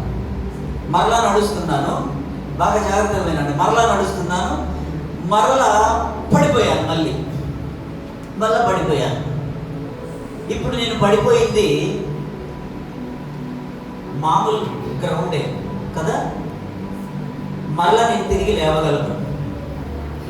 ఓకే, లేచాను. దేవునికి స్తోత్రం. హల్లెలూయా. నేను ఇంకోసారి చూపిస్తాను. 3rd టైం మరలా ఒకసారి నేను పడిపోయాను. బై సమ్వన్, వేరే వారి ద్వారా నేను పడిపోయాను. ఈసారి నేను పడిపోయింది గుంటలో. బాగా జాగ్రత్తగా వినండి. ఈసారి నేను పడిపోయింది గుంటలో. మరలా నేను మామూలు స్థితికి రావాలనా లేదా? గుంటలోనండి. గుంటలో పడిపోయానంటే మళ్ళీ సింపుల్గా నేను పైకి రాగలనా? గుంటలోనే లేచి నిలబడతాను, కానీ నేను పైకి రాలేను. అంటే అంటే మామూలుగా సింపుల్గా ఇంతెత్తు గుంట కాదు. యోసేపు వేసింది చిన్న గుంట కాదండి. దేవునికి స్తోత్రం. వాడు రాలేనంత గుంట. బాగా గమనించండి. యోసేపుని అన్నలు రూబేన్ ఏం చేశాడు? ఆయన సముద్రంలో వీళ్ళు ఈ విధంగా చేద్దామని చెప్పేసి ఆ గుంటలు పడేశారు. అది యోసేపు మరలా తిరిగి దానంతటా అతనే తిరిగి పైకి ఎక్కగలిగేంత చిన్న గుంట. అది పెద్దగా ఎక్కలేనంతగా. అంటే యోసేపు ఏమనుకోవాలి? అయిపోయింది. అదేమన్నా ఊరిలో గుంట, అది జనవాసాల మధ్యలో ఉన్న గుంట. అది ఎవడో ఒకడు హలో ఏమంటే అరే ఎవడో ఇక్కడ గుంటలో నుంచి సౌండ్ వస్తుంది అని చెప్పేసి ఆ పాఠశాలలో ఊరిలో పొలం పనులు చేసుకునే వాళ్ళు ఎవరో ఒకళ్ళు వచ్చి రక్షిస్తారు. అక్కడ ఎవ్వరూ లేరు. ఆ గుంటలో పడిపోయాడు. దేవునికి స్తోత్రం. హల్లెలూయా. ఆ రోజు యోసేపుకి ఏమనిపిస్తుంది చెప్పండి? యోసేపుకి ఏమనిపిస్తుంది? ఈ క్షణము నుండి ఇక నాకు మరణమే శరణ్యం అయిపోయింది నా జీవితం. ఈ రోజు ఎవరో బంధువులు కాదు, స్నేహితులు కాదు, మా యొక్క ఊరి జనాంగము కాదు, నా తోడబుట్టిన వారే నన్ను ఈ విధముగా పని కట్టుకొని నన్ను ఈ గుంటలో పడేశారు. కాబట్టి ఈ రోజు నా పని అయిపోయింది. నేను ఇక మరలా ఈ గుంటలో నుంచి బయటికి ఎక్కగలిగే అంత చిన్న గుంటలో పడవేయలేదు యోసేపుని. దేవునికి స్తోత్రం. హల్లెలూయా, హల్లెలూయా. తిరిగి పైకి ఎక్కలేనంత గుంట. ఆ రోజు యోసేపు అనుకున్నాడు ఈ రోజు నా జీవితం అయిపోయిందని. కానీ ఆ యోసేపు అనుకున్నాడు. కానీ ఈరోజు ఆ యేసయ్య నీకు ఒక మాట చెబుతున్నాడు. ఈ గుంటలో పడ్డావు కదా, నువ్వు అనుకుంటున్నావు పడ్డానని. కానీ ఈ రోజు నుంచి నీవు లేవటం ప్రారంభం చేస్తున్నావు. ఈ రోజు నీ నామము హెచ్చింపబడుట ప్రారంభమవుతుంది. పడిపోయాం, మన దృష్టిలోనేమో పడిపోయాం, మనుషుల దృష్టిలోనేమో పడిపోయాం. కానీ నువ్వు తిరిగి ఆయన మరలా తిరిగి లేపటం ప్రారంభం చేస్తాడు. లేపాడా లేదా? అయిపోయింది అనుకున్నాడు. అన్నలు అనుకున్నారు అయిపోయిందని. తండ్రికి కూడా చెప్పేశారు అయిపోయింది. ఏదో ఒక అడుగులో తమ్ముడిని తినేసిందని అంటే తండ్రి కూడా అనుకున్నాడు నా కొడుకు చనిపోయాడు అయిపోయిందని చెప్పేసి ఆయన కూడా అంగలార్చాడు. తమ్ముడిని కూడా అన్నయ్యలు కూడా అనుకున్నారు వాడి పని అయిపోయింది, ఏదో ఒకటి తినేస్తుందిలే అని చెప్పేసి అనుకున్నారు. యోసేపు కూడా అనుకున్నాడు ఈ రోజుతోటి మై లైఫ్ ఎండ్స్ అని. కానీ అతని అభివృద్ధి ఆ రోజు నుంచే ప్రారంభమైంది. స్తోత్రం చెల్లించండి. హల్లెలూయా. 37 అధ్యాయము అది కాదు. అయ్యా నీవు పడిపోయావు, కానీ దేవుని హస్తంలో నుండి పడిపోయావు. ఒక 5 రూపాయల కాయిన్నే మరలా నువ్వు నాదని తీసుకుంటావే, ఆయన నిన్ను తీసుకోడా? ఏమేదో దేవుడు అంటున్నాడు. దేవునికి స్తోత్రం. హల్లెలూయా, హల్లెలూయా. ఈ కుమ్మరి మంటికి చేసినట్లు 6వ అధ్యాయం ఒకసారి చదువుదాం. 18వ అధ్యాయం. ఈ కుమ్మరి అప్పుడు దేవుడు ప్రత్యక్షమవుతున్నాడు ఇర్మియాకు. అంతగా యెహోవా వాక్కు నాకు ప్రత్యక్షమై. ఎప్పుడు? ఆ కొండ లేదంటే ఆ యొక్క సారి మీద అతను కుమ్మరి చేస్తున్నప్పుడు దేవుడు ఏం మాట్లాడట్లే. ఒక్కోసారి నీ జీవితంలో కూడా నా జీవితంలో కూడా దేవుడు ఏమీ మాట్లాడడు. దేవుడు ఏ సైగను పంపడు. దేవుడు ఏ వివరాలు నీకు ఇవ్వడు. అప్పుడు నువ్వు ఏం చేయాలో తెలుసా? కృంగిపోవడం కాదు. అప్పుడు నువ్వు అర్థం చేసుకోవాలి. ఆ ఆత్మీయ పరిపక్వతలో మీరందరూ ఉండాలని చెప్పేసి ప్రభు పేరట తెలియజేస్తున్నాను. నన్ను ఇక్కడికి పంపించి మనమైతే మాస్టర్ గారిని మనం ఎవరైనా ఒక మనిషి దగ్గర మాట్లాడదామని చెప్పేసి తీసుకుని వెళ్ళి నువ్వు మాట్లాడు, నేను అన్న కొద్దిగా నాకు ఫోన్ వచ్చింది బయటికి పోతా అని చెప్పేసి మనమైతే అన్న ఏంటన్నా ఆ సార్ దగ్గరికి తీసుకొని వచ్చావు, నువ్వు మాట్లాడడానికి తీసుకొని వచ్చావు, తీరా మాట్లాడడానికి వచ్చేసరికి నువ్వు పక్కకు పోయావండి. నేనేం మాట్లాడాలి ఆయనతోటి? నేనేం చేయాలి అక్కడ? నీకు కొన్ని అర్థం కావడానికి దేవుడు ఒక్కోసారి నిన్ను విడిచిపెడతాడు. దేవునికి స్తోత్రం. హల్లెలూయా. నువ్వు ఇంకా దాన్ని సాధించాలని చెప్పేసి కసి నీకు రావాలని చెప్పేసి దేవుడు నిన్ను ఒక్కోసారి విడిచిపెడతాడు. అది కృంగిపోయే సమయం కాదు, దాన్ని గ్రహించే సమయం. అది ఏం చేస్తున్నాడు? ఇక్కడికి తీసుకొచ్చాడు ఏంటి అని చెప్పేసి ఏంటండి మా దేవుడు నన్ను ఇక్కడికి పంపించాడు, నాకేం అర్థం కావట్లేదు, నువ్వేమో బిజీగా ఉన్నావు, కొండలు చేసుకుంటా అన్నాడా? దేవునికి స్తోత్రం. మీరు కూడా మనం అట్నే ప్రశ్నిస్తాం, ఏంటయ్య గారు దేవుడు మా కోసం ఏమన్నా మాట్లాడా, దేవుడు నా కోసం ఏమన్నా చూపించాడా? మనకు always we eager to know something out of the God's revolution. దేవుడు ప్రత్యక్షపరిచే వరకు, దేవుడు నీతో మాట్లాడే వరకు, దేవుని వాక్యము ద్వారా ఆయన చిత్తము నీ జీవితంలో ప్రారంభమయ్యే వరకు, ఒక అద్భుతం నీ జీవితంలో జరిగే వరకు వెయిట్ చేసే ఓపిక మనకు ఉండదు. అక్కడ దేవుడు తీసుకొని వెళ్ళాడు, ఇర్మియానే చూస్తున్నాడు. ఇర్మియా ఏం చూస్తున్నాడు? మనకైతే ఇక్కడికి తీసుకొచ్చారంటే అక్కడ ఏదో ఒక అద్భుతం జరుగుతూ ఉంటుంది. దేవునికి స్తోత్రం. ఏదో ఒక అద్భుతం దేవుడు నీకు నేర్పించాలనుకుంటున్నాడు, ఏదో ఒక పాఠం నీకు నేర్పించాలనుకుంటున్నాడు. ఆ శ్రమలో ఉన్నా కూడా దేవుడు నిన్ను తీసుకొని వెళ్ళడంలో ఒక ఉద్దేశము, నువ్వు ఏదో ఒకటి తెలుసుకోవాలి. నేను ఎంత కృంగిపోయినా కానీ దేవుడు నన్ను తిరిగి లేపుతాడని నీకు ఎప్పుడు అర్థమవుతుంది? నీ మాట్లాడుతూ స్థాయిలో నీకు వెళ్తే కదా నీకు అర్థమయ్యేది. అవునా కాదు? చెప్పండి. నువ్వు ఎట్లా సాక్ష్యం ఇక్కడ వచ్చి సాక్ష్యం ఇవ్వాలి, నిలబడాలనంటే దేవుడు నన్ను కొన్ని శ్రమలు పెట్టాడని అర్థం. పెద్ద పెద్ద శ్రమలే కాదు, చిన్న చిన్న శ్రమలు. కొంచెం నిన్న ఒక రోజు బ్రేక్ఫాస్ట్ చేయలేదు, కొంచెం కడుపులో ప్లేసింది, ఎప్పుడే దేవుడు నన్ను స్వస్థపరిచాడు అని చెప్పేసి నువ్వు సింపుల్గా సాక్ష్యం చెప్తావు. అదే మరణపు అంచుల వరకు నువ్వు వెళ్ళి వేదన పడి, అయ్యా నా జీవితం ఎందుకు నేను బ్రతికి అని నీ జీవితాన్ని ఎండ్ చేసుకునే సమయంలో అప్పుడు నిన్ను దేవుడు లేవనెత్తితే నీవు ఇక జీవితాంతము కూడా రగులుతావు దేవుని కొరకు. దేవునికి స్తోత్రం. హల్లెలూయా. పరిశుద్ధ గ్రంథములోని భక్తులందరూ కూడా అంతే. దేవునికి స్తోత్రం. హల్లెలూయా. యోసేపు ఏం చేశారు? గుంటలో పడేయకుండా అన్నలతో దేవుడు మాట్లాడి ఒక ఆలోచన వచ్చి వాళ్ళు మైకం కమ్మినట్టు అయిపోయి, తమ్ముడిని ఏం చేయకూడదురా, తీసుకుపోదాం అని చెప్పేసి, ఒకవేళ తమ్ముడిని చంపకూడదు, ఆ రూపాయలకు వచ్చిన ఆలోచన కాకుండా అందరూ పాపం లాస్ట్కి ఏమన్నాడు, మనం చంపొద్దు, ఆ రక్తాపరాధం మన మీద ఉండకూడదు, గుంటలో పడేద్దాం అని చెప్పేసి ఆలోచన కాకుండా, పాపం చిన్నోడరా మనందరికంటే తర్వాత కొట్టిండురా. చూడండి అక్కడ అన్నల దయ మనకు అనిపిస్తుంది, అన్నలందరూ కుట్రమన్నారని. అన్నలందరూ కూడా కావలసి యోసేపును బాగా హింస పెట్టి గుంటలో పడేశారని చెప్పేసి మనకు అనిపిస్తుంది. కానీ ఆ విధంగా వారు చేయకపోతే ఐగుప్తు దేశానికి ప్రధాని కాకపోయేవాడు.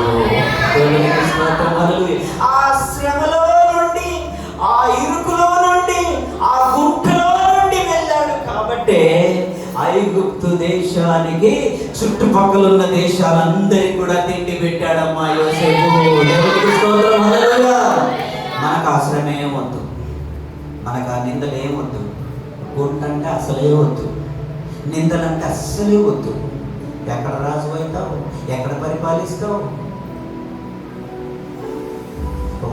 ఒక సంవత్సరం 2 సంవత్సరాలు అయితే మనల్ని మన కుటుంబమే మర్చిపోయే విధంగా ఉంటారు కొంతమంది.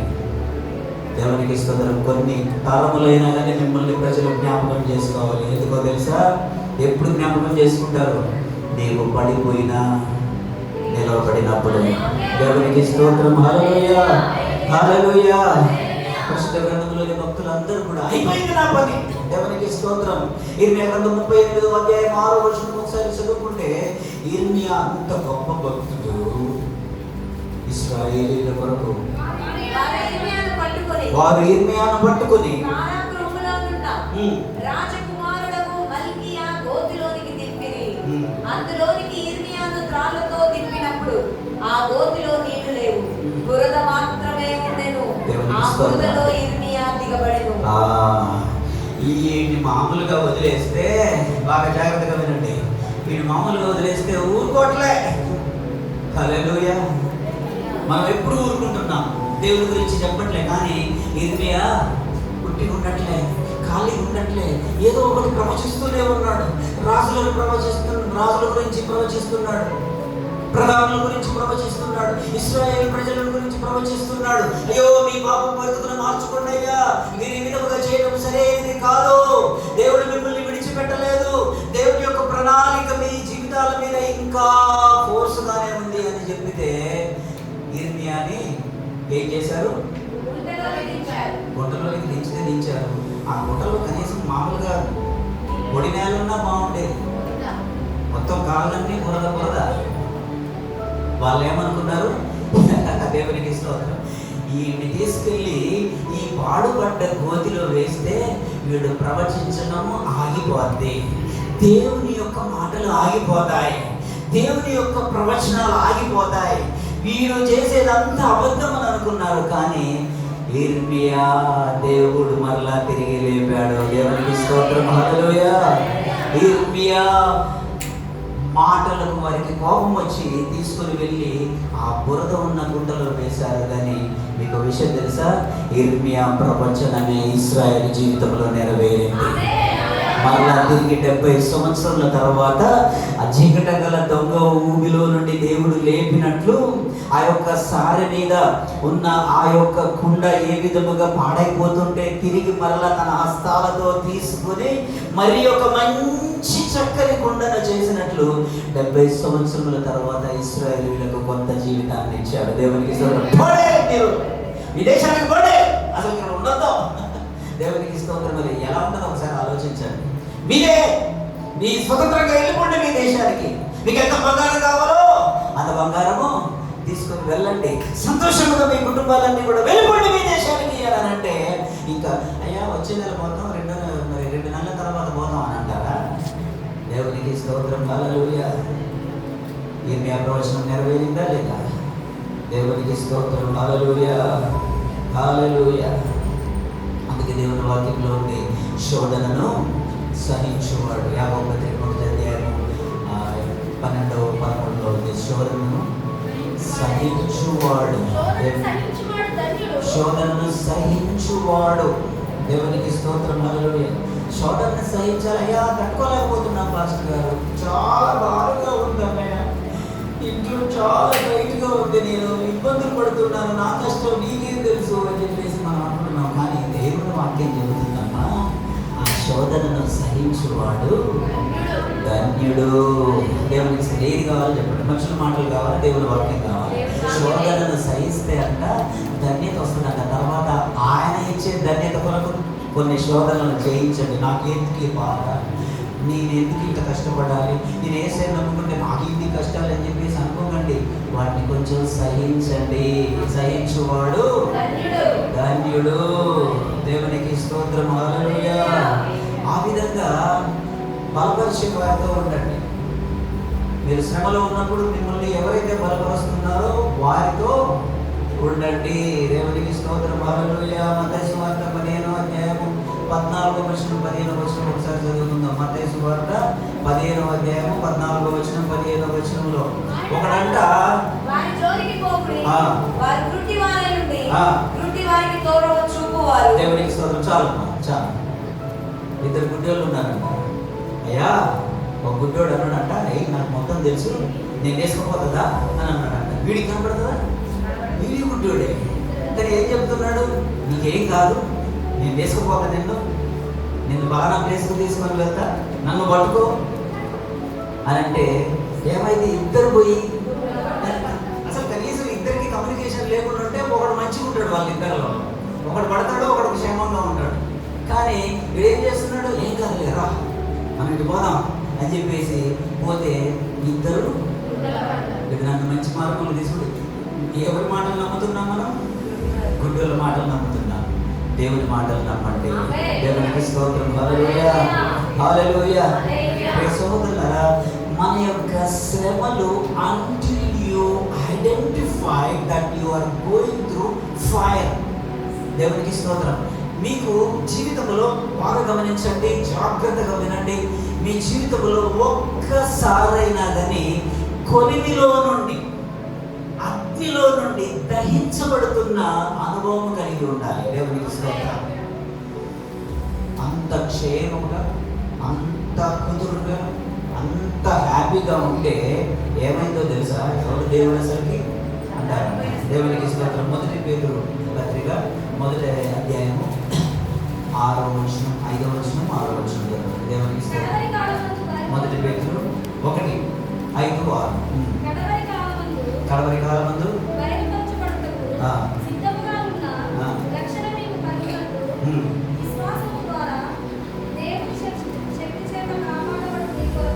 ఆ విశ్వాసం పరలోకమందు భద్రపరచబడి ఉన్నది. ఆ. అందువలన ఆ. మీరు మిక్కిలి ఆనందించుచున్నారు గాని అవసరము బట్టి ఆ. నానా విధములైన శోధన చేత ఆ. ప్రస్తుతమున్న కొంచెం కాలం మీకు దుఃఖము కలుగుచున్నది. ఆ. నశించిపోవు సుగంధము నశించిపోవు సువర్ణము. అగ్ని పరీక్ష వలన శుద్ధపరచబడుచున్నది కదా. చాలా దేవునికి స్తోత్రం. హల్లెలూయా, హల్లెలూయా. నిజంగా బంగారం ఏమో అగ్నితోటి కాలుస్తూ ఉంటారు, కానీ మన విశ్వాసము ఒక్కోసారి శోధనలు, ఎలాంటి శోధనలు అంటే అగ్ని చేత తట్టుకోలేము కదా. మంట తట్టుకుంటాం ఒక్కోసారి కదా. అలాగా మనకు ఒక ముగింపు రావాలి. అయ్యా, ఈ యొక్క కొలిమిలాగా ఉంది ఈ శ్రమలు, నేను తట్టుకోలేకపోతున్నాను, కాల్చబడుతున్నాను, నా వల్ల కాదయ్యా. దేవునికి స్తోత్రం. హల్లెలూయా. ఇశ్రాయేలీయులు ఐగుప్తు దేశంలో కొంతకాలము అనుభవించారు, కొంతకాలము ఓర్చుకున్నారు, కొంతకాలము ఆ కన్నీటిని బిగబట్టుకున్నారు. కానీ ఒక కాలం వచ్చింది, దేవుడు విడిపించే కాలం వచ్చింది. ఆ కాలంలో వారు ఏడ్చి కొన్ని సంవత్సరాలు ఏడ్చి ఏడ్చి కొన్ని సంవత్సరాలు దుఃఖించి దుఃఖించి ఒక కాలం వచ్చింది. ఆ కాలము రాగానే వారు ఏడ్చి దుఃఖించి ఓపిక లేక ఎక్కడ వాళ్ళు అక్కడ నిస్సత్తుగా పడిపోయి మూల్గులిడుతున్నారు. ఆ మూల్గులను దేవుడు విన్నాడు. దేవునికి స్తోత్రం. హల్లెలూయా. ఆ మూల్గులను విని పరలోకం నుంచి దేవదూతల సమూహాన్ని పంపించలే, ఆయనే దిగి వచ్చాడు. ఎందుకో తెలుసా? అగ్ని లాంటి శ్రమల గుండా వారు వెళ్ళారు. దేవునికి స్తోత్రం. హల్లెలూయా, హల్లెలూయా. అందుకే నేను మీకు తెలియజేస్తున్నాను, అగ్ని జీవితంలో కూడా 2 పార్ట్స్ ఉంటాయి, 2 మార్గాలు ఉంటాయి. జాగ్రత్తగా వినండి. మత్తయి సువార్త 7వ అధ్యాయం 14వ వచనం 15వ వచనం ఒకసారి చదువు. 7వ అధ్యాయం 14, 15వ వచనం. మత్తయి సువార్తలో 2 మార్గాలు ఉంటాయి మన ఆత్మీయ జీవితంలో. ఇరుకు ద్వారం,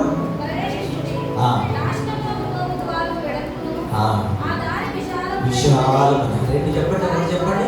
ఇరుకు ద్వారం చెప్పండి, నేను చెప్పింది చెప్పండి. ఇరుకు ద్వారం, విశాలమైన మార్గం. విశాలమైన మార్గం. ఏది కావాలి? మనసు లోపల, మీరు నిజంగా చెప్పండి క్రైస్తవులుగా, మనసు లోపల మాత్రం కొంచెం విశాలంగానే నేను, నా కుటుంబం, మా ఆయన, మా బిడ్డలు, నా భర్త మంచి ఇల్లు కట్టుకోవాలి, బండి కొనుక్కోవాలి, బ్యాంక్ బ్యాలెన్స్, జాయిలు కాసుకో, లేదంటే ఖజానాలో ఎక్కడికో వెళ్ళి కొంచెం బంగారం కొనుక్కోవాలి, ఒక పొలం కొనుక్కోవాలి, ఏ కష్టం రాకుండా మా ఆయన, నేను, నా పిల్లలు మంచిగా సంతోషంగా ఉండాలి, వాళ్ళు ఎదగాలి, అమెరికా పోవాలి, పెద్ద పెద్ద చదువులు చదివించాలి. ఇవన్నీ సంతోషంగా హ్యాపీగా ఊహించుకుంటున్నారా మీ జీవితాన్ని? యమ కష్టాలు రావాలన్నా, ఏమి ఇంత కూల్గా ఉండేది జీవితం, అసలు ఒక్క కష్టం లేదేది, ఒక్కరు నన్ను నిందించట్లేదు, ఒక్కరు కూడా నన్ను ఒక్క మాట అనట్లేదు, సైతాను నన్ను ఎప్పుడో మర్చిపోయినట్టుంది, ఒక్క శోధన కూడా పెట్టట్లేదు, నాకేంటి శ్రమలు లేవు.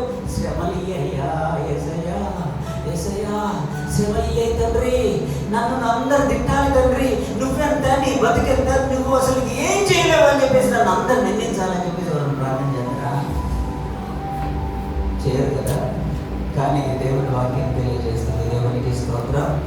ఇరుకు మార్గమున, జ్ఞానప్రకాశం అయ్యగారు చెప్పలే, నేను చెప్పలే, ఏ అయ్యగారు కూడా చెప్పడు. ఇరుకు మార్గం పరిశీలించిన మీరు వేరే చర్చి ఏ పాస్టర్ గారిని అడిగినా కానీ, అయ్యా మీ కొరకు విశాలమైన మార్గం ఉంది, మీకు ఏ టెన్షన్ లేదు, మీరు అసలు ఏం టెన్షన్ పడకండి, అంతగా ప్రార్థన చేయకండి, అంతగా చర్చికి కష్టపడి రాకండి, మీరు హ్యాపీగా జాలీగా ఎంజాయ్గా ఉండండి, మీరు ఇష్టం వచ్చింది చేసుకోండి, మీ మనసులో ఏది అనిపిస్తుంది చేసేసుకోండి, enjoy your life. Me life మీద నేను ఏమి మాట్లాడను, దేవుడు కూడా మిమ్మల్ని ఏమి అనడు, మీ ఇష్టం వచ్చినట్టు జీవించండి అక్కడ. ఏమైనా దేవునికి స్తోత్రం. ఇరుకు మార్గమున ప్రవేశించుడి. దేవునికి స్తోత్రం. హల్లెలూయా. మనసులో ఉన్నది ఒకటి, బయట ఉన్నది కదా. ఇరుకు మార్గమున ప్రవేశించుడని వాక్యంలో ఉంది, కానీ మనసులో ఏమనిపిస్తుంది అంటే, ఈ టెన్షన్ అంతా నాకెందుకు, ఈ నిందలన్నీ నేను ఏడపడతాను,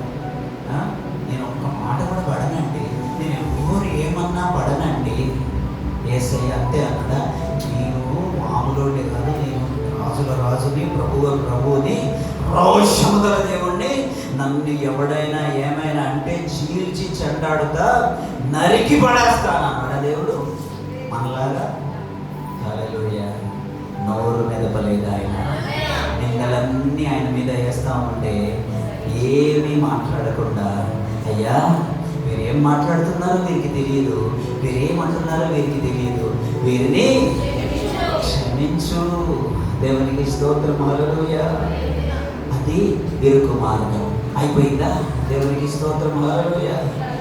ఇశ్రాయేలు ప్రధాన యాజకులందరూ కూడా యేసయ్యను చంపేసిన తర్వాత, అబ్బా ఈ యేసు అనేటోడు పీడ విరగడైపోయింది, ఆ శిలువ మీద ఆమేన్ దేవునికి స్తోత్రం, వీడు దేవుడని చెప్పుకున్నాడు, వీడు నిజంగా మెస్సయ్య అయితే ఆ శిలువ మీద నుంచి దిగొస్తే అప్పుడు మేము నమ్ముతామని చెప్పేసి మాటలు అనుకుంటూ ఏమనుకున్నారో తెలుసా? ఈ యేసుక్రీస్తు చాప్టర్ క్లోజ్ అయిపోయింది. దేవునికి స్తోత్రం, హల్లెలూయా. యేసుక్రీస్తు మాట్లాడిన మాటలన్నీ గాల్లో కలిసిపోయాయి. యేసుక్రీస్తు యొక్క క్రియలు, అద్భుత కార్యములన్నీ కూడా ఈ భూమి మీద, ఈ యెరూషలేము, ఈ 30-40 కిలోమీటర్లు, ఒక 150 కిలోమీటర్ల సరౌండింగ్ లో వీడు తిరుగుతూ ఉండేది. మారు మనసు పొందండి, వారిని బాగు చేస్తా, వీరిని బాగు చేస్తా అని చెప్పేసి ఈ యొక్క 150 కిలోమీటర్లు పని పాట లేకుండా తిరిగిన ఈ యేసయ్య జీవితం, ఈయన మాటలు, ఈయన అద్భుత కార్యాలన్నీ కూడా ఈయన చాప్టర్ క్లోజ్. ఆ శిలువ మీద ఆయన, తండ్రి వీరేమి చేస్తున్నారు వీరికి తెలియదు కనుక వీరిని క్షమించుము, నా ఆత్మను నీకు అప్పగిస్తున్నాను, సమాప్తమైనదని ఆయన తల వాల్చగానే యా మనం అనుకున్నది సాధించాము. యేసుక్రీస్తు యొక్క జీవితం క్లోజ్ అయిపోయింది. యేసుక్రీస్తు యొక్క మాటలు క్లోజ్ అయిపోయాయి. ఆయన యొక్క జీవితం ఎండ్ అయిపోయింది అనుకున్నారు, కానీ ఒక శకమే ప్రారంభమైంది. అపవాది మీద దేవుని యొక్క శక్తి ప్రారంభమైంది. దేవునికి స్తోత్రం. సాతాను తల చితక తొక్కబడింది ఆ శిలువ మీద. ఆ రోజు నుంచి జీవం ప్రారంభమైంది. వాళ్ళు అనుకున్నారు ఈ 150 కిలోమీటర్ల సరౌండింగ్ లో ఈయన సువార్త ఈ రోజు క్లోజ్ అయిపోయింది అనుకున్నారు, కానీ ప్రపంచము గ్లోబ్ తిరుగుతుంది. 230 దేశాలలో ఈ రోజు ఆయన సువార్త ప్రకటింపబడుతుంది. దేవునికి స్తోత్రం, హల్లెలూయా. ఆ రోజు అనుకున్నారు అయిపోయిందని, కానీ ఆ రోజే ప్రారంభమైంది. దేవునికి స్తోత్రం. ఈ 150 కిలోమీటర్ల సరౌండింగ్ లో ఆయన యొక్క వాక్యమును కట్ చేసామనుకున్నారు, అయిపోయింది, ఎండ్ అనుకున్నారు, చాప్టర్ క్లోజ్ అనుకున్నారు. కానీ నువ్వు ఏ దేశం వెళ్ళినా ఆయన యొక్క చాప్టరే, నువ్వు ఏ దేశం వెళ్ళినా ఆయన మాటలే. దేవునికి స్తోత్రం, హల్లెలూయా, హల్లెలూయా. ఒకప్పుడు రష్యా దేశంలో బైబిల్ కలిగి ఇంట్లో ఉన్నా కానీ కేసే, కానీ ఈరోజు రష్యా దేశంలో నీవు సువార్త ప్రకటించవచ్చు. దేవునికి స్తోత్రం, హల్లెలూయా. అయిపోయింది అని అనుకున్నావు, ఈరోజు నేను చెబుతున్నాను, నీ జీవితం అయిపోయిందని అనుకుంటున్నావేమో, నీ జీవితం ఈ రోజు ఎండ్ అయిపోయింది అనుకున్నావేమో, నీ చాప్టర్ క్లోజ్ అయిపోతుంది, నేను ఇంకా ఏమీ సాధించలేను, నేనేమీ చేయలేను అని అనుకుంటున్నావేమో. దైవజనునిగా పరిశుద్ధాత్మ వలన నేను ఈ రోజు తెలియజేస్తున్నాను. దేవునికి స్తోత్రం, హల్లెలూయా, హల్లెలూయా. దేవుడు ఆయనలో నీ చాప్టర్ ఈ రోజు స్టార్ట్ చేస్తాడు. నువ్వు ఎంత ఎక్సైట్ అయినా ఏమీ కాదు, కానీ నమ్మటం ప్రారంభం చేస్తేనే అది నీ జీవితంలో జరుగుతుంది. ఆమేన్. దేవునికి స్తోత్రం, హల్లెలూయా, హల్లెలూయా. దేవునికి స్తోత్రం. దేవుని అద్భుత కార్యాలు కొన్ని ఎంత గొప్పగా ఉంటాయి తెలుసా? మనం అనుకుంటాం దేవుడు ఒకసారి ఈ శ్రమ ముందే నాకు రాకుండా చేయొచ్చుగా, ఇంత కష్టంలో నుంచి నేను ఎందుకు పోవాలి, నాకేంటి అప్పుల బాధ, నాకేంటి టెన్షన్ అని చెప్పేసి మనం అనుకుంటాం. నీకు విషయం తెలుసా? దేవుడు బాగా ఒక కష్టంలో పడేసిన తర్వాత అనుకుంటాం, దేవా ఏంటి నాకు ఈ కష్టాలు. దానియేలు అంతే అనుకున్నాడు, ఏంటయ్యా మరి మరణశాసనం ఉందని తెలిసినా కానీ నువ్వు చాలా గొప్ప దేవుడు, మరి నువ్వు ఎలాంటి పరిస్థితుల్లో నుంచి అయినా కానీ నన్ను రక్షించగలవని చెప్పేసి నేను నమ్మితే, నేను ఎవరు ఏమి చేసినా కానీ నేను నీ కోసం నేను యెరూషలేము తట్టు ద్వారములు ఆ యొక్క కిటికీలు తెరిచి ప్రార్థన చేస్తే నన్ను తీసుకొని సింహాల బోన్లో వేస్తారంట. ఏంటి కష్టం ఎడు చూస్తున్నావు అట్నే అడిగాడా? దేవునికి స్తోత్రం, హల్లెలూయా. ఏంటి నీ గురించి ప్రార్థన ప్రార్థన చేస్తే నాకు సింహాల బోన ఇదేనా నాకు నువ్వు చేసే న్యాయం? హల్లెలూయా, దేవునికి స్తోత్రం. ఆమేన్. మీకు విషయం తెలుసా, ముందే రక్షించవచ్చు కాబట్టి యాక్చువల్గా అయితే మన ప్రార్థన ఎలా ఉంటుంది, మన ఆత్మీయ జీవితంలో మన ప్రార్థన ఎలా ఉంటుంది అని అంటే, అయ్యా సింహాల బోన్లు వేస్తారంటే తండ్రి, సింహాలు అది సింహాల బోన్లు వేసేదాకనా సింహాల బోన్ దగ్గరికి తీసుకుపోతుంటే అది అనగానే ఊపిరి ఆగిపోతుంది. అవునా? దేవునికి స్తోత్రం. కానీ ఆ విశ్వాసం చూడండి, సింహాల బోన్లు వేసిన తర్వాత కూడా అలానే ఉంది. మనం ఏమనుకుంటాము తెలుసా, సింహాల బోన్లు వేయకుండా రక్షించవచ్చుగా నన్ను, సింహాల బోన్లో దగ్గరికి నన్ను తీసుకొని పోతుంటే అక్కడ ఏదో ఒకటి ఒక అద్భుత కార్యం జరగవచ్చుగా, ఒకటేసారి ఆపండి దానిని సింహాల బోన్లో ఏకండి అని చెప్పేసి రాజు మార్చవచ్చుగా అని చెప్పేసి మనం ప్రార్థన చేస్తాం. కానీ దేవుని యొక్క ప్లాన్ ఏంటో తెలుసా, సింహాల బోన్లోనికి తీసుకొని వెళ్ళి సింహాల మధ్యలో నిన్ను ఉంచి నీవు కానీ రాజు కానీ నీ మీద పగబడిన వారందరూ కూడా ఊహించని ఒక అద్భుత కార్యము చేసి ఆ సింహాలను పిల్లులుగా మార్చే ప్రణాళిక దేవుని దగ్గర ఉంది. దేవునికి స్తోత్రం. హల్లెలూయా. ఆ శ్రమ గుండా వెళ్ళాలని దేవుడు రాసి పెట్టాడు. దానియేలు. ఆమేన్. దేవునికి స్తోత్రం. ఏమండి, దానియేలు ఏమి గుడ్డిగా వెళ్ళలే. ఎవ్వరు కూడా వారి దేవుణ్ణి ఆరాధించవచ్చు, ప్రార్థన చేయకూడదు. ప్రార్థన చేస్తే కఠినమైన శిక్ష ఉంటుంది అని ఒక ఆర్డర్ ఉంది, అంతేనా? దేవునికి స్తోత్రం. చెప్పండి, ఎవ్వరు కూడా వారి దేవునికి ప్రార్థన చేయొద్దనే ఒక ఆజ్ఞ ఉంది. దేవునికి స్తోత్రం. ప్రధానులు, సేనాధిపతులు, అధిపతులు, సహస్రాధిపతులు, ఆ దేశంలో ఆ సమయంలో ఉన్న వాళ్ళందరూ కూడా రాజుని ప్రేరేపించి ఈ యొక్క లా తీసుకొని వచ్చారు. ఏంటి, ఎవరు కూడా వారి దేవుణ్ణి ఆరాధించవచ్చు.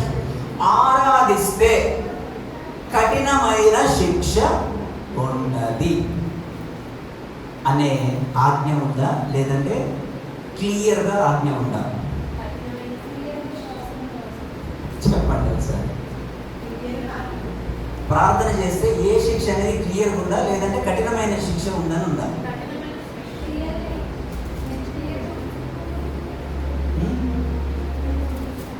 మూడో ఎపిసోడ్ ఒకసారి దానిలో మూడో ఏమనగా బాతా పిల్లం గ్రోవిలి పెద్ద వీణ సింఫోనియా వీణే వినిపించక సకల విధములకు వాద్య ధ్వనులు మీకు వినబడినప్పుడు రాజము నెబుకద్నెజరు నిలవబెట్టించిన బంగారు ప్రతిమ ఎదుట సాగిలపడి నమస్కరించుడి. సాగిలపడి నమస్కరింపని వాడెవడో వాడు మండుచున్న అగ్ని గుండములో తక్షణమే వేయబడును. జీవితంలోనేమో కూడా అక్కడ కూడా శిక్ష ఏంటనేది ముందే క్లియర్ గా ఉంది. ఇప్పుడు 6వ అధ్యాయం 5వ వచనము నుంచి 7వ వచనం వరకు అందులో ఆ మనుషులు అతని దేవుని దగ్గరకు వచ్చేసరికి అతని దేవుని పద్ధతి విషయమంతే గాని మరి ఏ విషయమందును అతనిలో లోపము కనుగొనలేమనుకొనిరి. కాబట్టి ఆ ప్రధానులను అధిపతులను రాజులందరకు సంగడిగా కూడి వచ్చి ఇంకనిరి, రాజకు దర్యావేషు చిరంజీవియుండుగాక. రాజ్యపు ప్రధానులు, సేనాధిపతులు, అధిపతులు, మంత్రులు, సంస్థానాధిపతులు అందరూ కూడి రాజు ఒక ఖండితమైన చట్టము స్థిరపరిచి దానిని శాసనముగా చాటింప చేయనట్లు యోచన చేసిరి. ఎట్లనగా 30 దినముల వరకు నీ యొద్ద తప్ప మరి ఏ దేవుని యొద్దనైనను మానవుని యొద్దనైనను ఎవడునో ఏ మనవియు చేయకూడదు. ఎవడైనను చేసిన ఎడల వాడు సింహముల గుహలో పడద్రోయబడును. చాలండి. ఒకవేళ ప్రార్థన చేస్తే ఏ శిక్ష అనేది దానియేలుకు తెలుసా తెలియదా? తెలుసు. అయినా కానీ ప్రార్థన చేశాడు. దేవునికి స్తోత్రం. హల్లెలూయా. అది మనమేమనుకుంటున్నాం అంటే తెలిసి రిస్క్ ఎందుకండి అని అనుకుంటాం. అవునా కదా? తెలిసి సమస్య ఎందుకండి? ఆ ఊళ్ళో సువార్త ప్రకటిస్తే వాళ్ళు ఎదురు తిరుగుతారండి.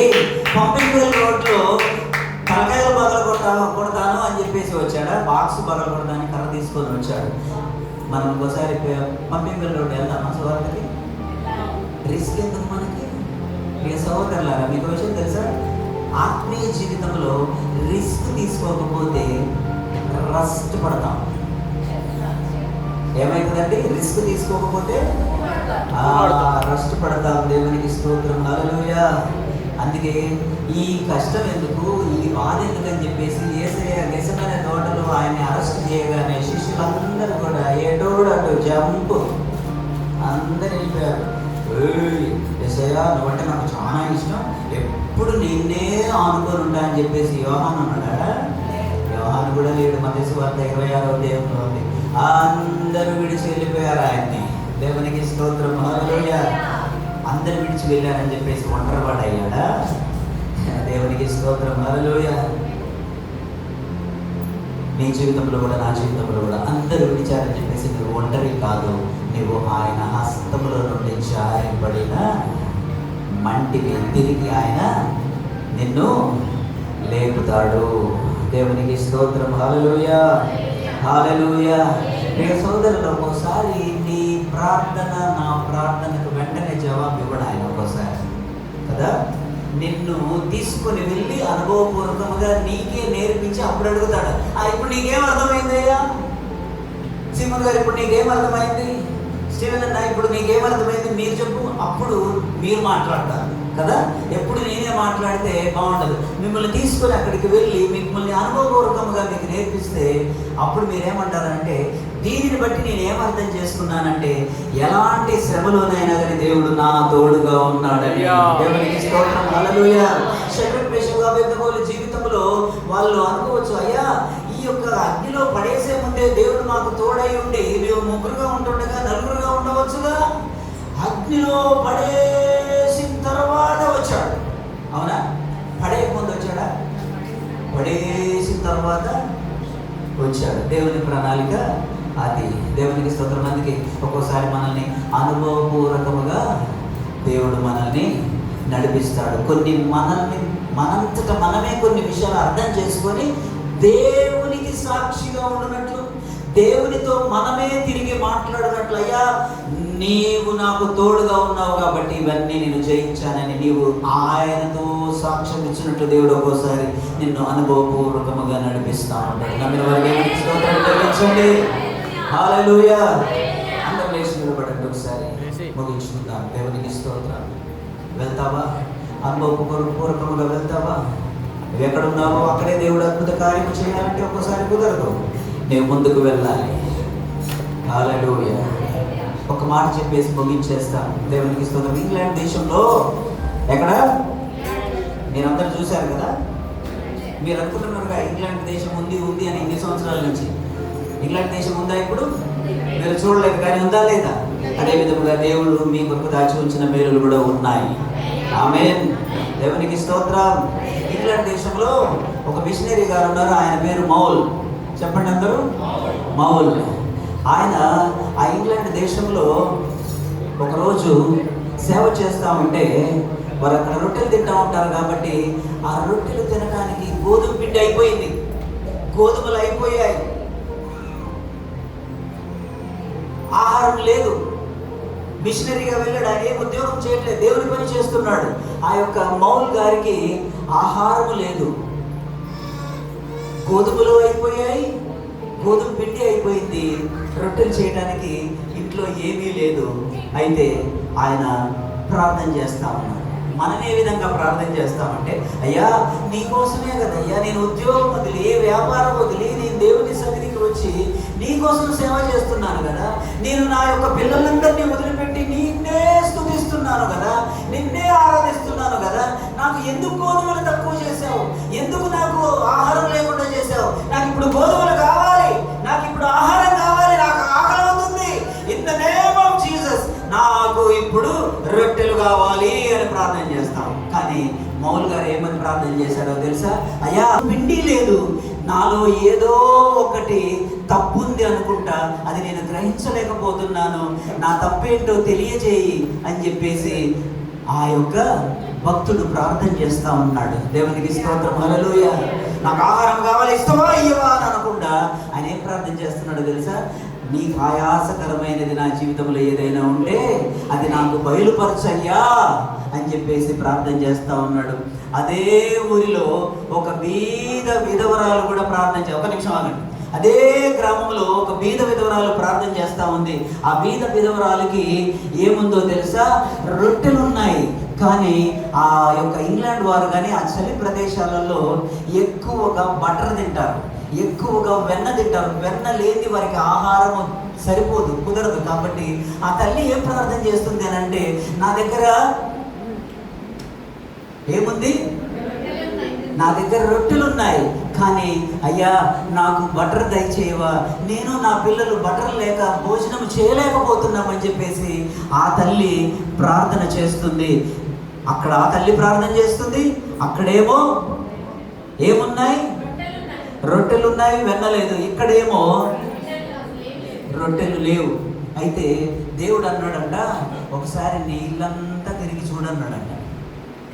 అయితే ఆ దైవజనుడు మౌల్ గారు ఏం చేస్తున్నాడో తెలుసా?